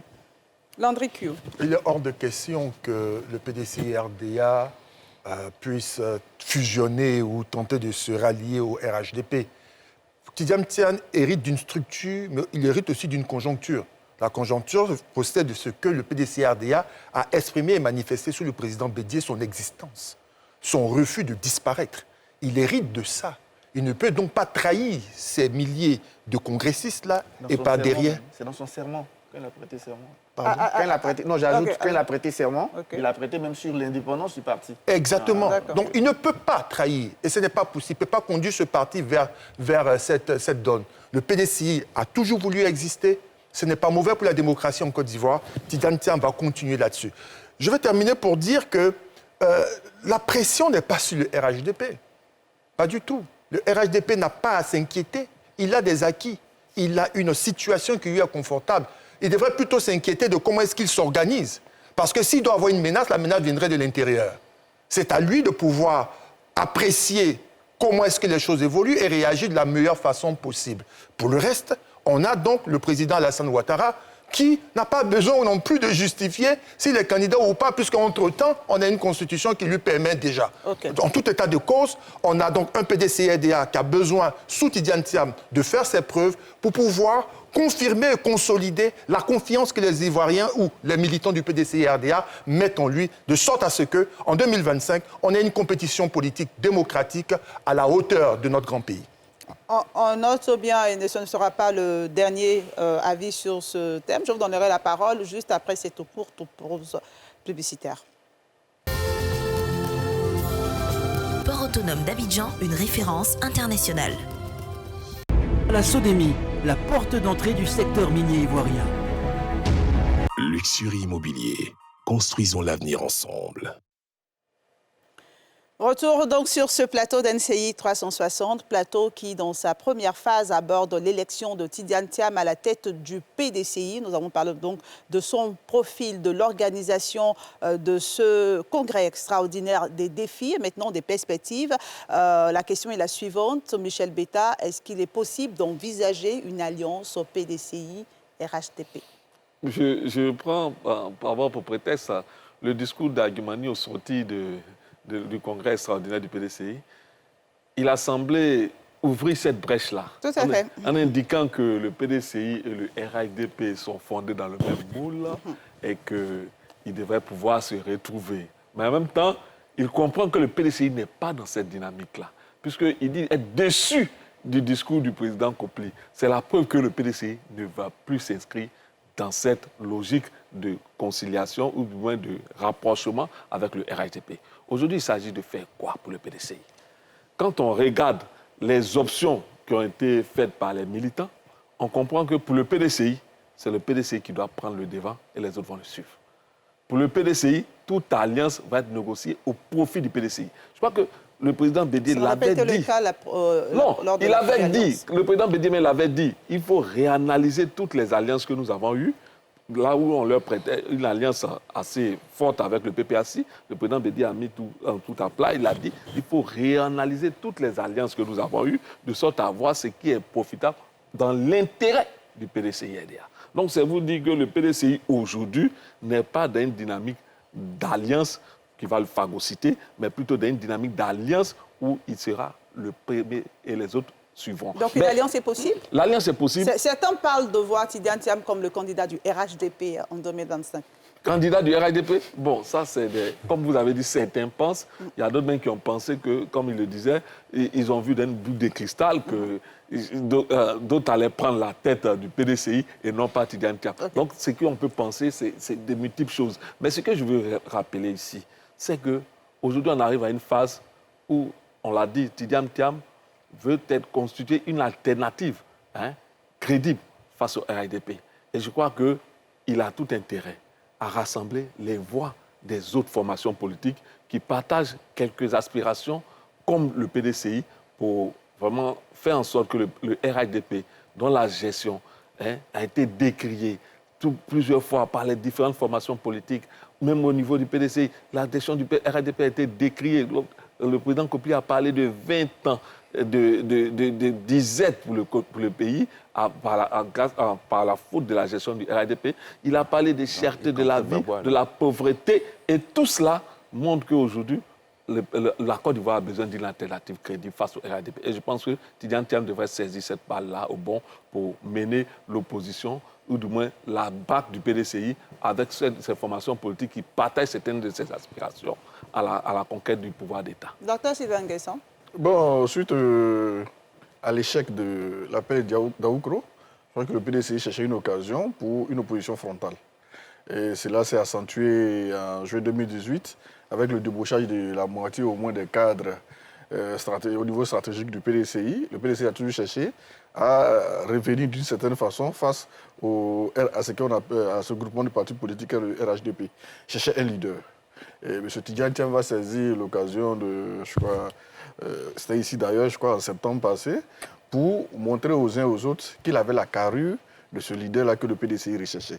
C'est là qu'il prend son envol, avec un discours pas agressif, mais des éléments de langage qui le positionnent en face du parti présidentiel. Ce que les autres n'ont pas pu faire à temps. Donc, le PDCI recherchait un leader à deux critères principaux, autonome financièrement, et qu'on ne peut pas influencer, qu'on ne peut pas intimider.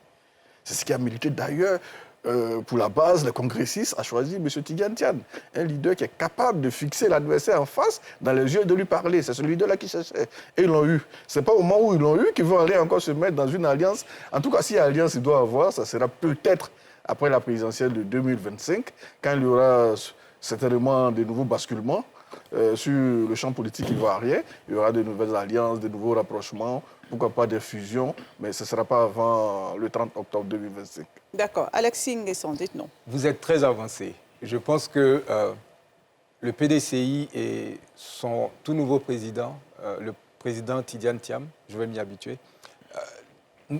ne sont pas encore à ce niveau. Le point que vous avancez ici, c'est le point numéro 6 du programme.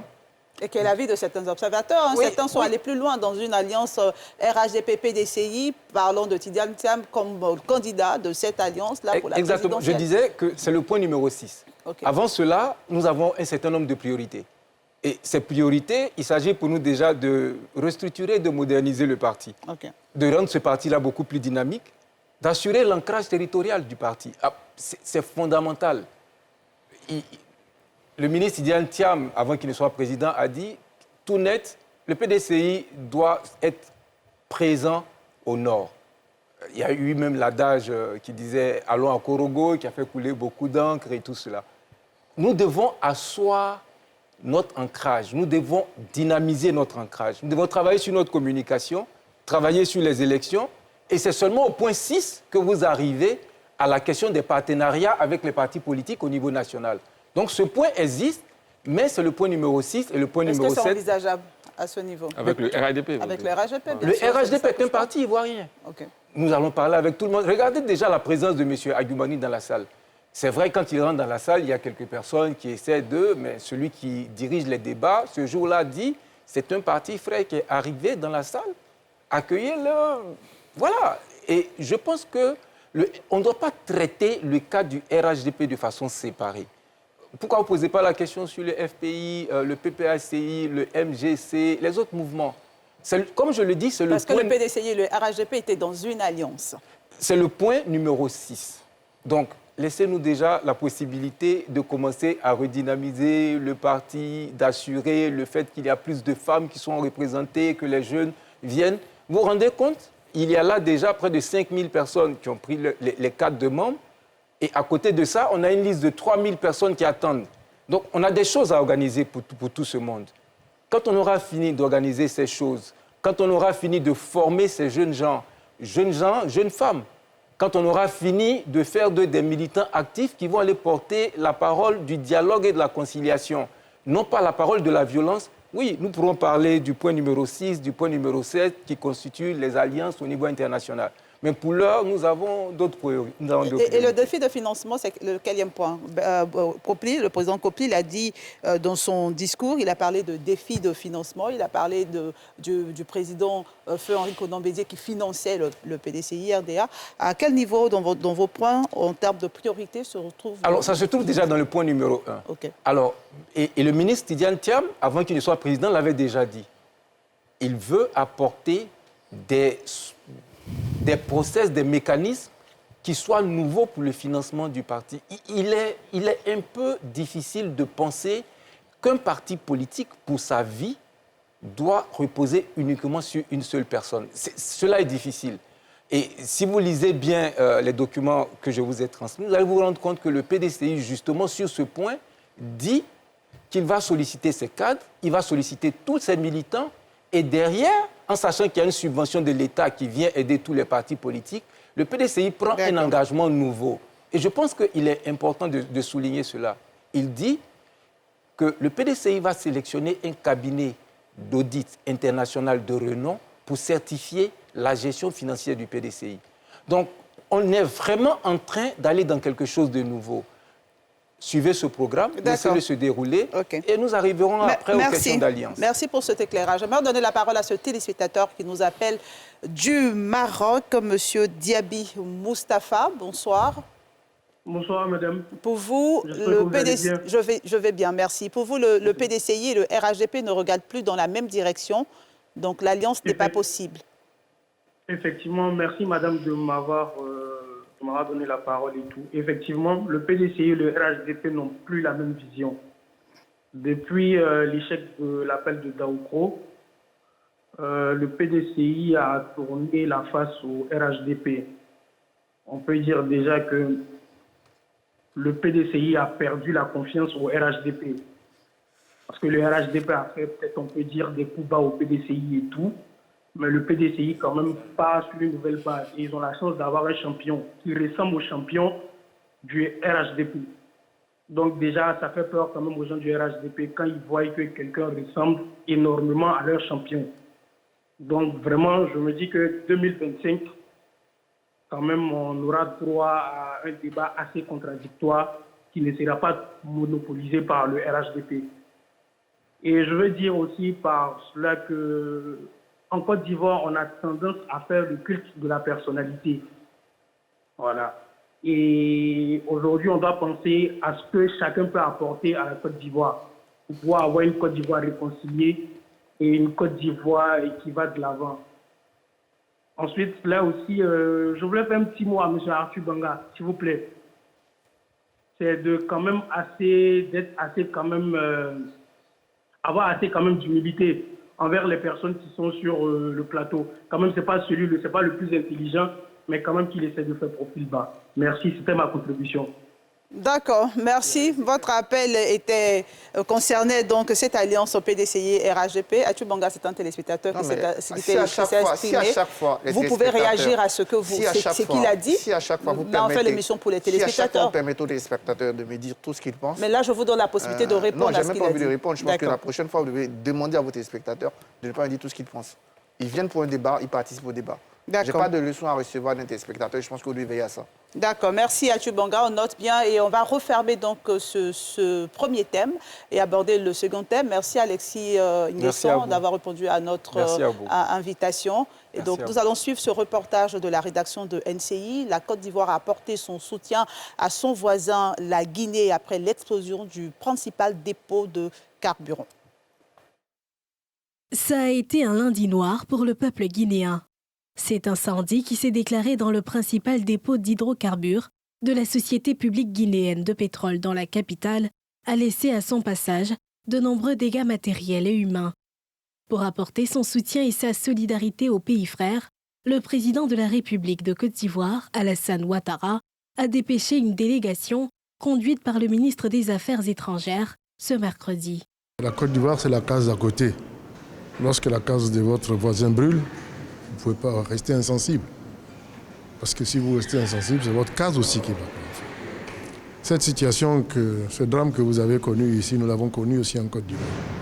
Nous sommes donc bien placés pour apprécier l'ampleur des dégâts, pour apprécier tout ce qui peut s'en suivre.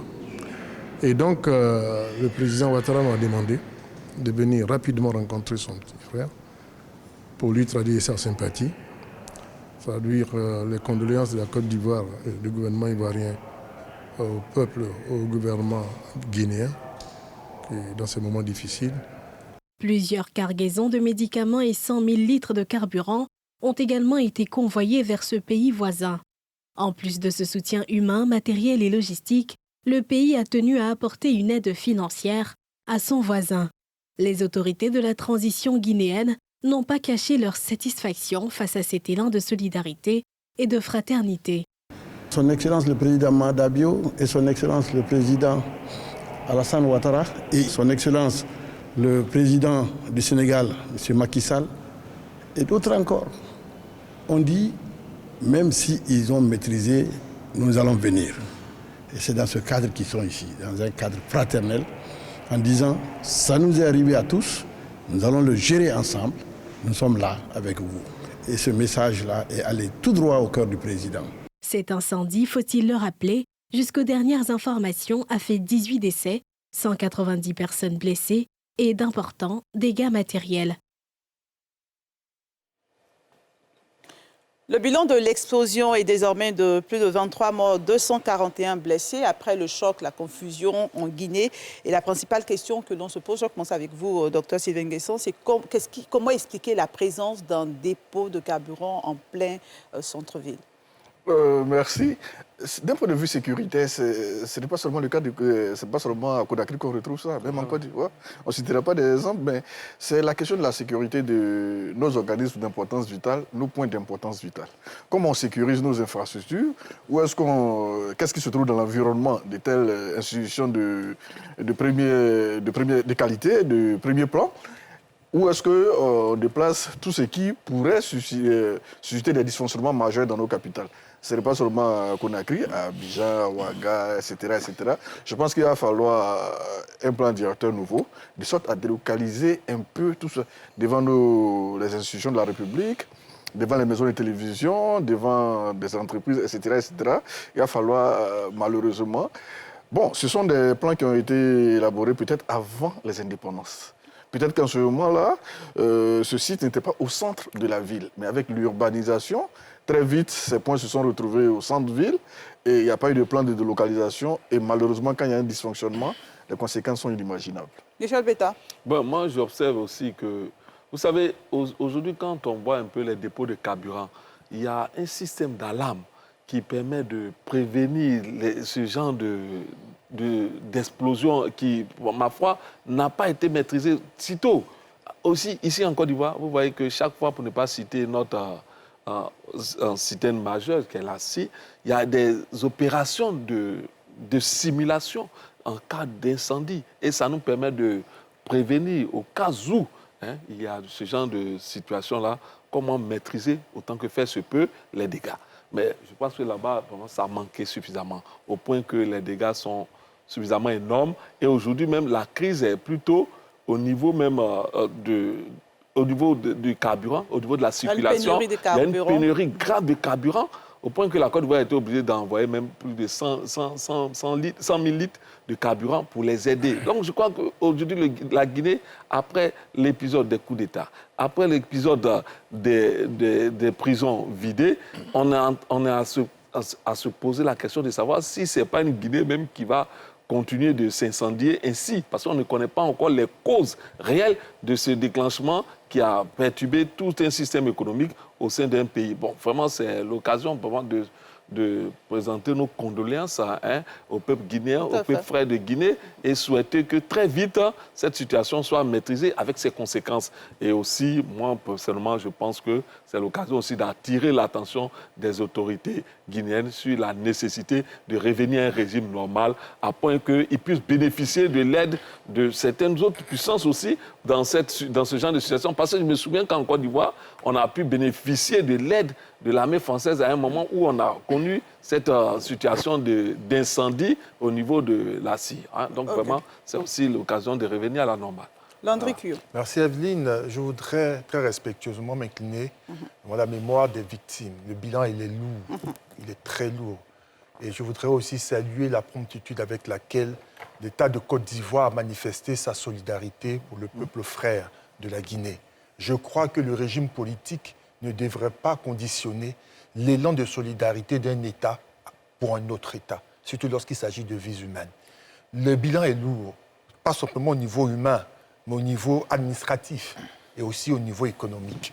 La Guinée, déjà fragilisée par la transition qu'elle connaît, se voit être mise davantage en difficulté avec les incidences, les conséquences de cette explosion. Déjà, l'on notait des tensions assez vives qui opposaient les forces de l'ordre avec des civils pour des raisons de pénurie.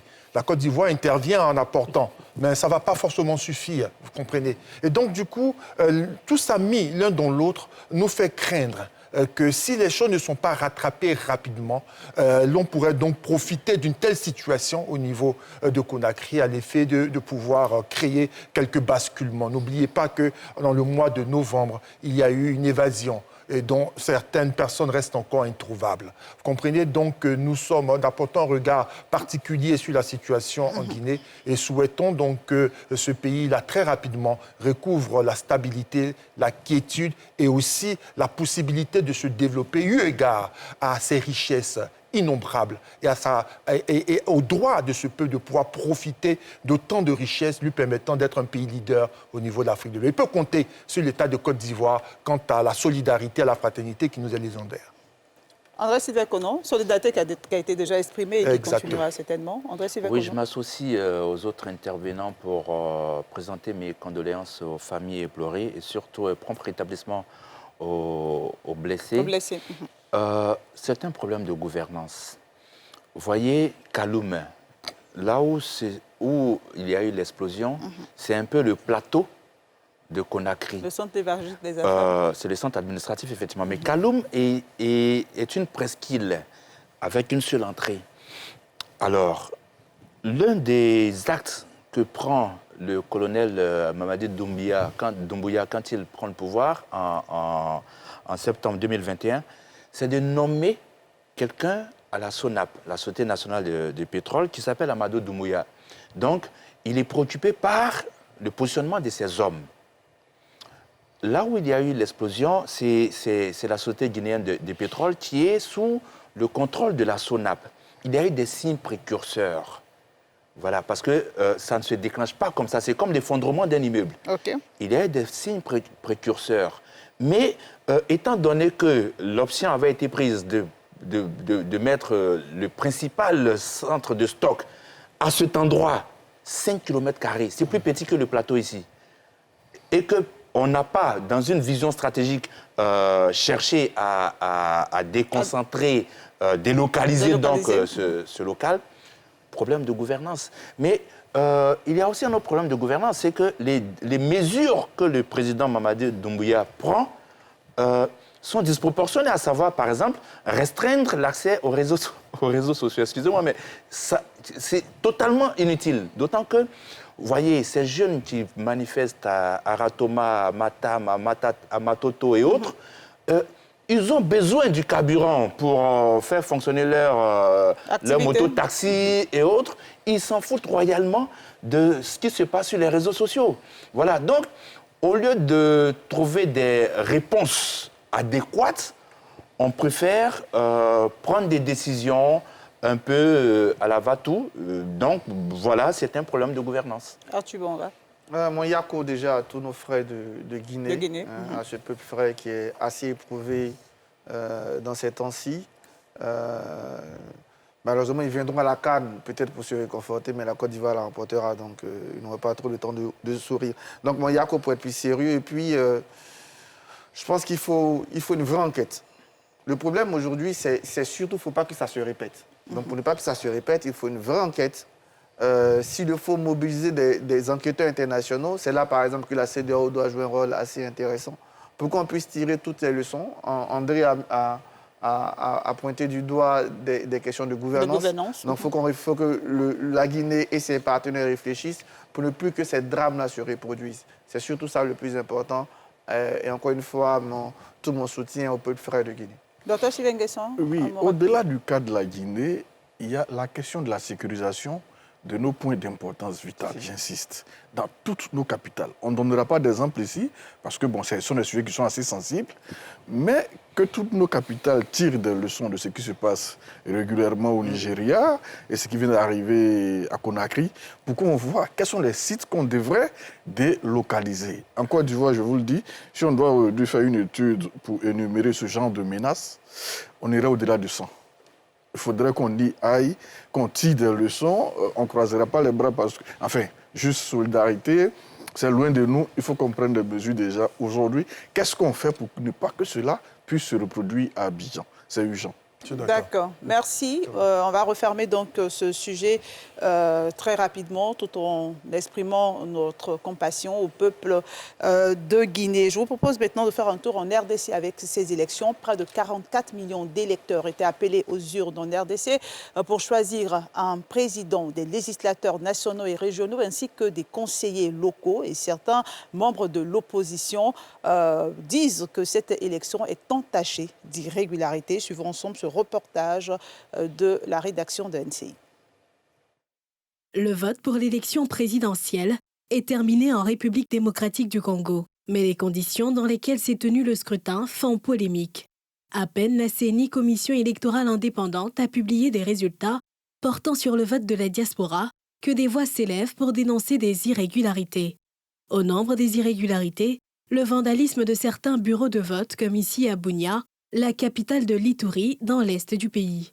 Le déroulement du vote a été évalué négativement dans 21 bureaux de vote, selon des observateurs. Les observateurs du centre Carter, déployés dans 11 provinces et à Kinshasa, ont évalué que les opérations de vote s'étaient déroulées relativement bien dans 88 des 109 bureaux de vote visités. Même si certains de ces bureaux de vote ont ouvert plusieurs heures après l'heure prévue d'ouverture. En outre, le déroulement du vote a été évalué négativement dans 21 bureaux de vote, avec de graves irrégularités, observées dans plusieurs d'entre eux. Ces données représentent une image limitée des processus du jour des élections et ne doivent pas nécessairement être considérées comme représentatives de l'ensemble du pays. Plusieurs opposants, dont Martin Fayulu et Denis Mukwege, ont annoncé une manifestation à Kinshasa dans les prochains jours. Arthur Banga, un mot sur ces élections. Plusieurs irrégularités ont été dénoncées. Ouverture en retard de certains bureaux de vote, des machines défaillantes, des électeurs pas inscrits sur les listes, des bureaux qui ont même continué à fonctionner 3 jours après. Un mot sur ces élections en RDC? Vous savez, la question des élections en Afrique, c'est tout un programme. Hein. C'est tout un programme et à chaque fois... bon, heureusement qu'on a quelques mois avant, on a eu le Libéria qui s'est plutôt bien passé. Mais on a des pays comme la RDC qui montrent encore qu'il y a du travail. Il y a du travail sur la culture démocratique. Il y a du travail sur l'organisation des élections. Il y a vraiment du travail à faire sur le continent en termes de démocratie et de culture démocratique. Cependant, cela ne doit pas nous décourager. Au contraire, c'est parce qu'il y a du travail qu'on doit s'y consacrer, qu'on doit se motiver à réfléchir ensemble et à trouver des solutions innovantes pour une meilleure démocratie. Parce que la dame, elle a visité 109 bureaux de vote et il y a 88 qu'elle accepte.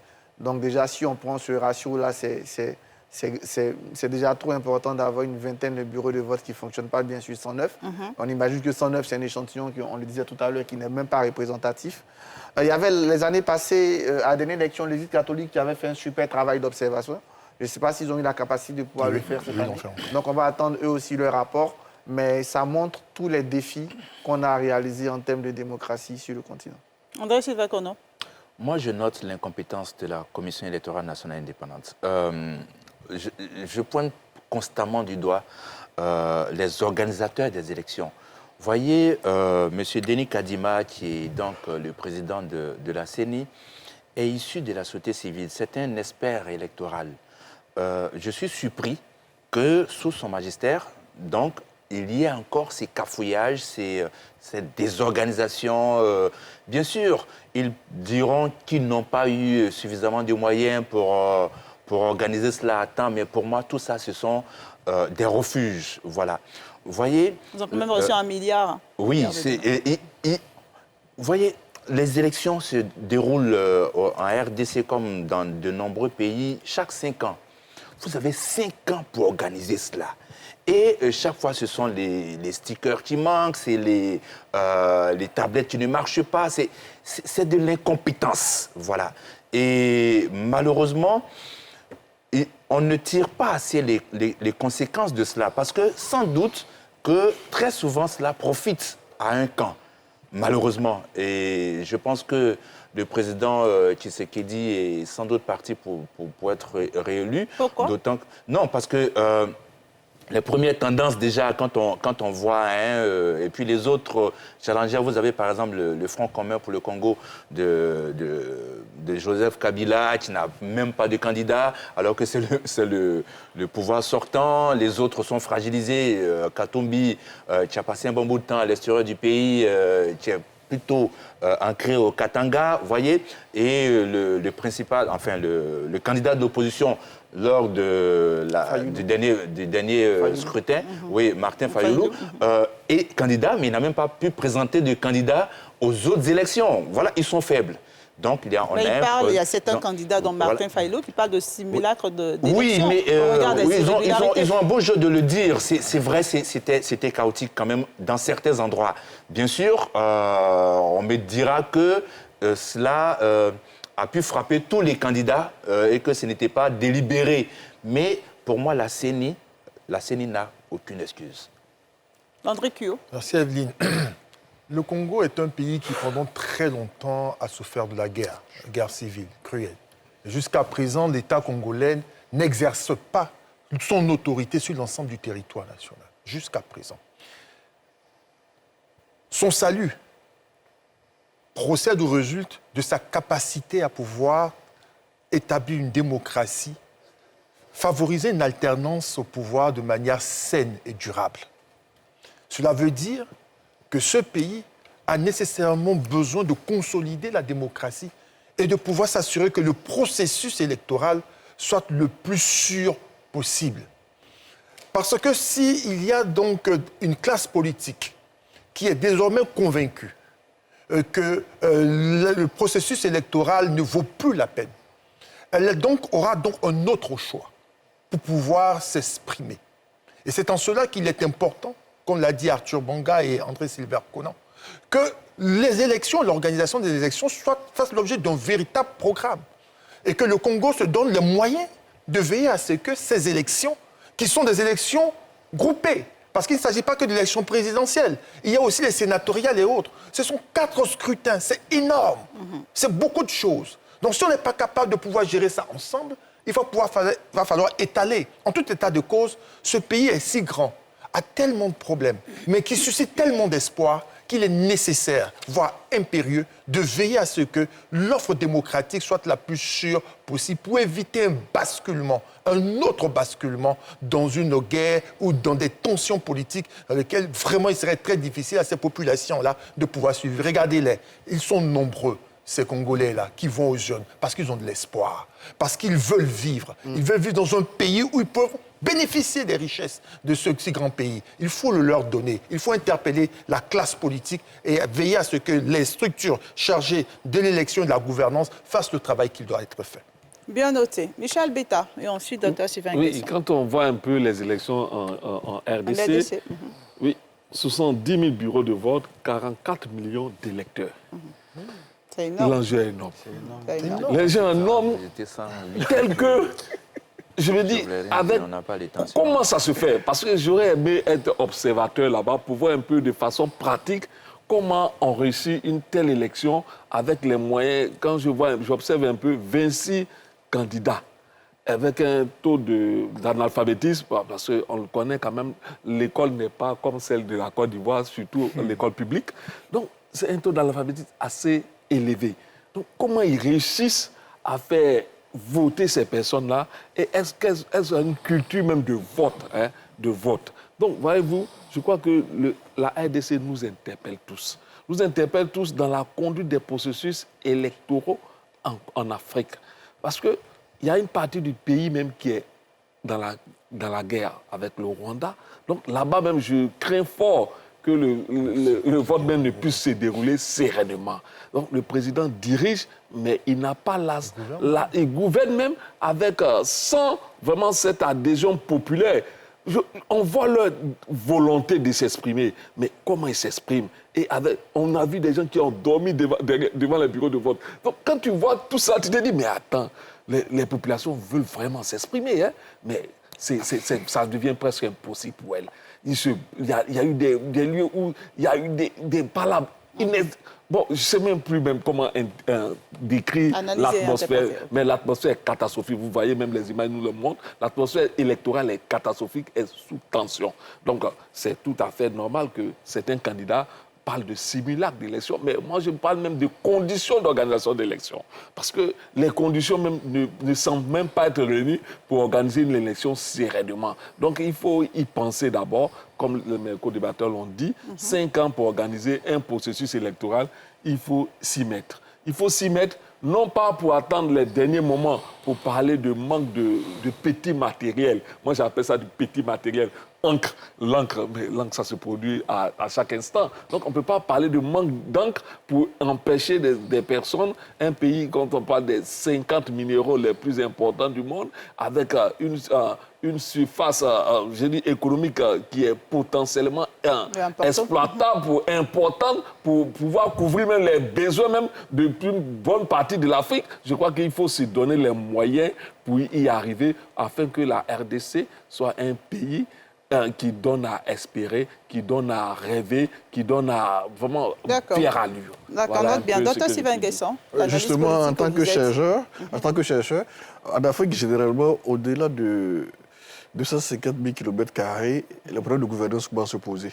Rarement, l'État est au-delà. Prenez État par État. En dehors peut-être de l'Afrique du Nord, puis bon, de l'Afrique du Sud, au-delà de 250 000 km², l'État a du mal à manifester sa présence. À plus forte raison, la RDC qui fait 2 350 000, plus de 10 fois la Côte d'Ivoire. Plus de 10 fois la Côte d'Ivoire. 2 350 000 et quelques kilomètres carrés. Non, c'est 1 million. Non, 2 millions. Waouh. C'est énorme. Plus de 10 fois la Côte d'Ivoire. Donc la gouvernance s'arrête aux alentours de Kinshasa. Et des grandes villes. Oui, et des grandes villes. Maintenant, la question de gouvernance de fond qu'on pourrait poser, bon, on n'est pas congolais, on ne va pas se mettre à leur place. Est-ce que l'État unitaire est la solution dans ces États-là? Plus proche de nous, nos cousins... C'est déjà la fédération. Jusqu'à quel niveau? Oui, jusqu'à quel niveau? Quel est le degré d'autonomie de ces territoires-là? Voilà. Donc, une élection qui s'organise, on quitte Kinshasa aujourd'hui pour avoir les urnes pour voter demain. C'est pas possible. Ce n'est pas possible. C'est peut-être, comme vous l'avez dit, c'est un mois pour préparer tout cela, mais pendant ces un mois aussi, est-ce que les urnes n'auront pas été déjà bourrées sur la route? Il y a toutes ces questions-là qui se posent. Donc, vraiment, on espère qu'ils vont trouver la formule un jour, parce que déjà 46 millions d'électeurs pour plus de 10 fois la Côte d'Ivoire, 2 350 000, 409 km², ça fait beaucoup. Ça fait énorme.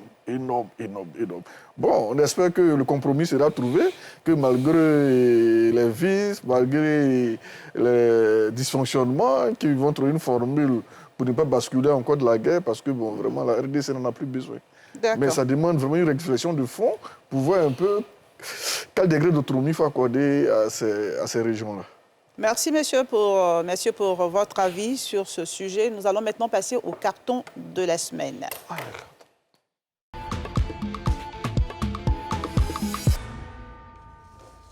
Les cartons de la semaine. Je commence par vous, Landry Kyo. Allez, moi j'ai 2 cartons verts et je vais surprendre. Je voudrais féliciter l'ASEC d'Abidjan pour sa qualification en quart de finale. Vous savez, ça fait bien longtemps que ce club si représentatif du football ivoirien n'y était pas arrivé. Aujourd'hui, il y est. Bientôt, nous allons pouvoir rejoindre l'ASEC d'Abidjan et faire mieux. Mais déjà, c'est important de le souligner, surtout quand on organise la CAN. Il est important que le football ivoirien soit représentatif. Le second carton vert, je l'adresse à M. André Silvercona. Oui, à vous, merci, parce que pendant une semaine, vous avez été dans le NZI.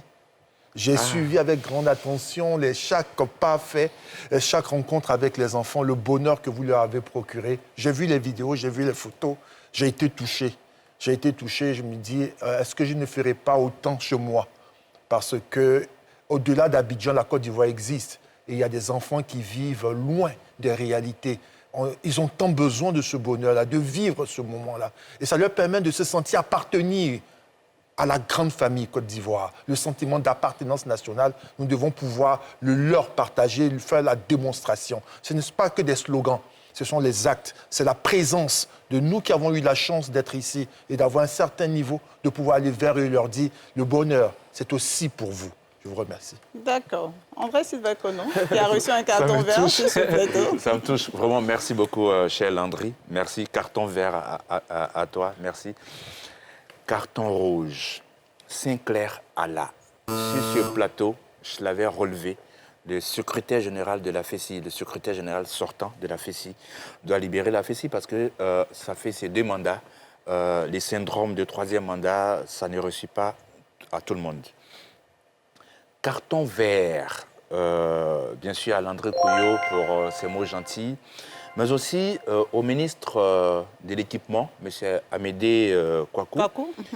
Sur ce plateau, j'avais dit que le gouvernement avait pris la décision de relier les villes, les départements. Voilà. Et 2 départements, Bokanda et Bongouano, n'étaient pas reliés par une route, même pas une piste.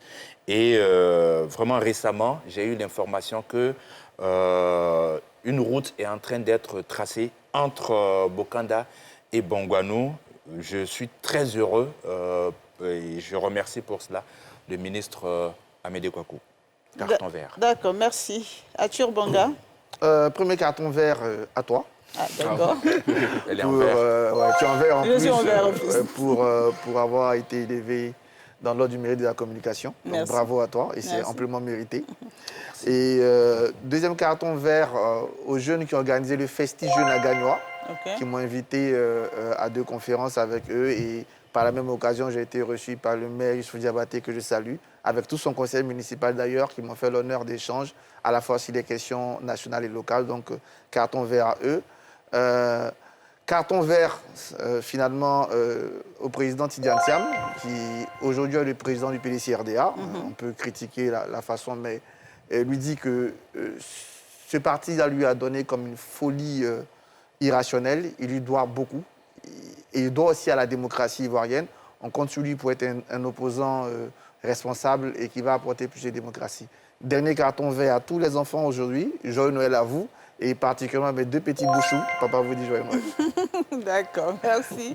On est ravis d'avoir autant de cartons verts et je vois Dr Sylvain Nguesson sauver un carton vert. Peut-être que vous avez été inspiré par ma tenue, on ne sait pas, on ne sait jamais. J'étais à Bondoukou, j'ai été reçu par le président de l'université et un responsable du FR pour la filière politique, sécurité, géostratégie. Donc j'ai été à Dafi, j'ai vu l'université de Bondoukou, cherché à visiter. Ça m'a rappelé un peu, bon, en miniature, l'Egon à Accra. Donc il y a un travail immense qui est en train de se faire là-bas avec le président, les étudiants qui sont tous logés. Ah ouais. En dehors de peut-être 2% qui a refusé, qui a préféré rester chez ses parents, sinon ils avaient déjà des chambres à leur disposition. Avec des amphis, vraiment, c'est vraiment un travail immense qui se fait là-bas, ça fait rêver. On espère que cette université sera à l'abri de la violence et que vraiment de là-bas sortiront des gens avec des yeux faits. J'avais critiqué les filières, donc ils m'ont invité, venez voir ce qui se passe. Je suis parti, j'ai vu vraiment un carton vert. Ensuite, à la suite du carton que a donné tout à l'heure, il y a une jeune dame qui est sur le net, qui fait un peu rire, Ariane. Qui, elle aussi, s'est déplacée avec son équipe pour aller dans un village de Tiasalé. Trossou, pour aller... J'ai regardé les images, vraiment... Je crois que c'est la même chose que tu as ressenti quand tu vois ces images. Ça touche. Voir des gens quitter la Riviera, aller avec tout un cortège dans un village pour aller donner un peu de joie dans le cœur des enfants, dans des contrées où il n'y a pas l'eau potable, il n'y a pas d'électricité. Bon, vraiment, un carton vert, c'est touchant. Maintenant, le dernier carton vert à l'Africa Sport d'Abidjan, qui est en pleine envolée pour la première ligue. Bien sûr, c'est son cycle.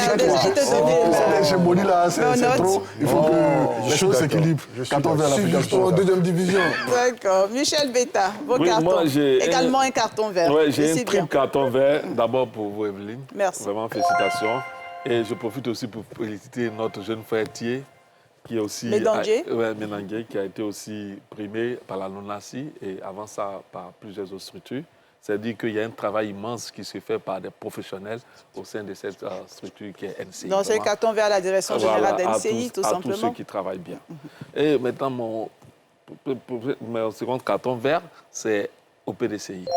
Vraiment, on avait craint, après l'annulation du congrès, que cela se poursuive et que le PDCI soit mis dans une posture qui allait conduire à soulever les rancœurs, les violences dans le pays. Et bien, vraiment, on n'a pas vu ça. On a vu des militants disciplinés qui ont pu vraiment élire leur président. Et je voulais saluer cette volonté de l'opposition d'être une opposition, je veux dire, grandeur nature, parce que c'est cela la Côte d'Ivoire. Et maintenant, mon carton rouge à la cherté de la vie. Je vous dis que j'ai été victime, personnellement, d'une hausse de prix, je ne dirais pas la denrée, mais d'une semaine, ça a doublé. Le prix a doublé.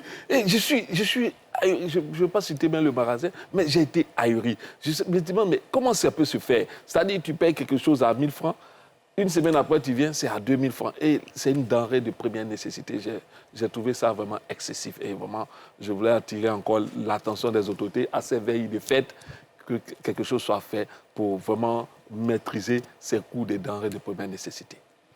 Merci, messieurs, pour ces cartons verts. Et moi, j'aurai toujours un carton vert pour tous les téléspectateurs de NCI qui ne cessent de suivre cette émission. Merci de votre fidélité. Nous sommes donc à la fin de ce numéro de NCI 360. J'aimerais souhaiter, au nom de la rédaction de NCI, un joyeux Noël à tous nos téléspectateurs. Prenez soin de vous, de ceux qui vous sont chers et de vos rêves.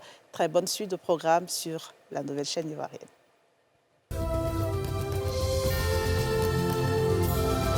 Port autonome d'Abidjan, une référence internationale. Cette émission vous a été présentée par la SODEMI, la porte d'entrée du secteur minier ivoirien. Luxury Immobilier. Construisons l'avenir ensemble.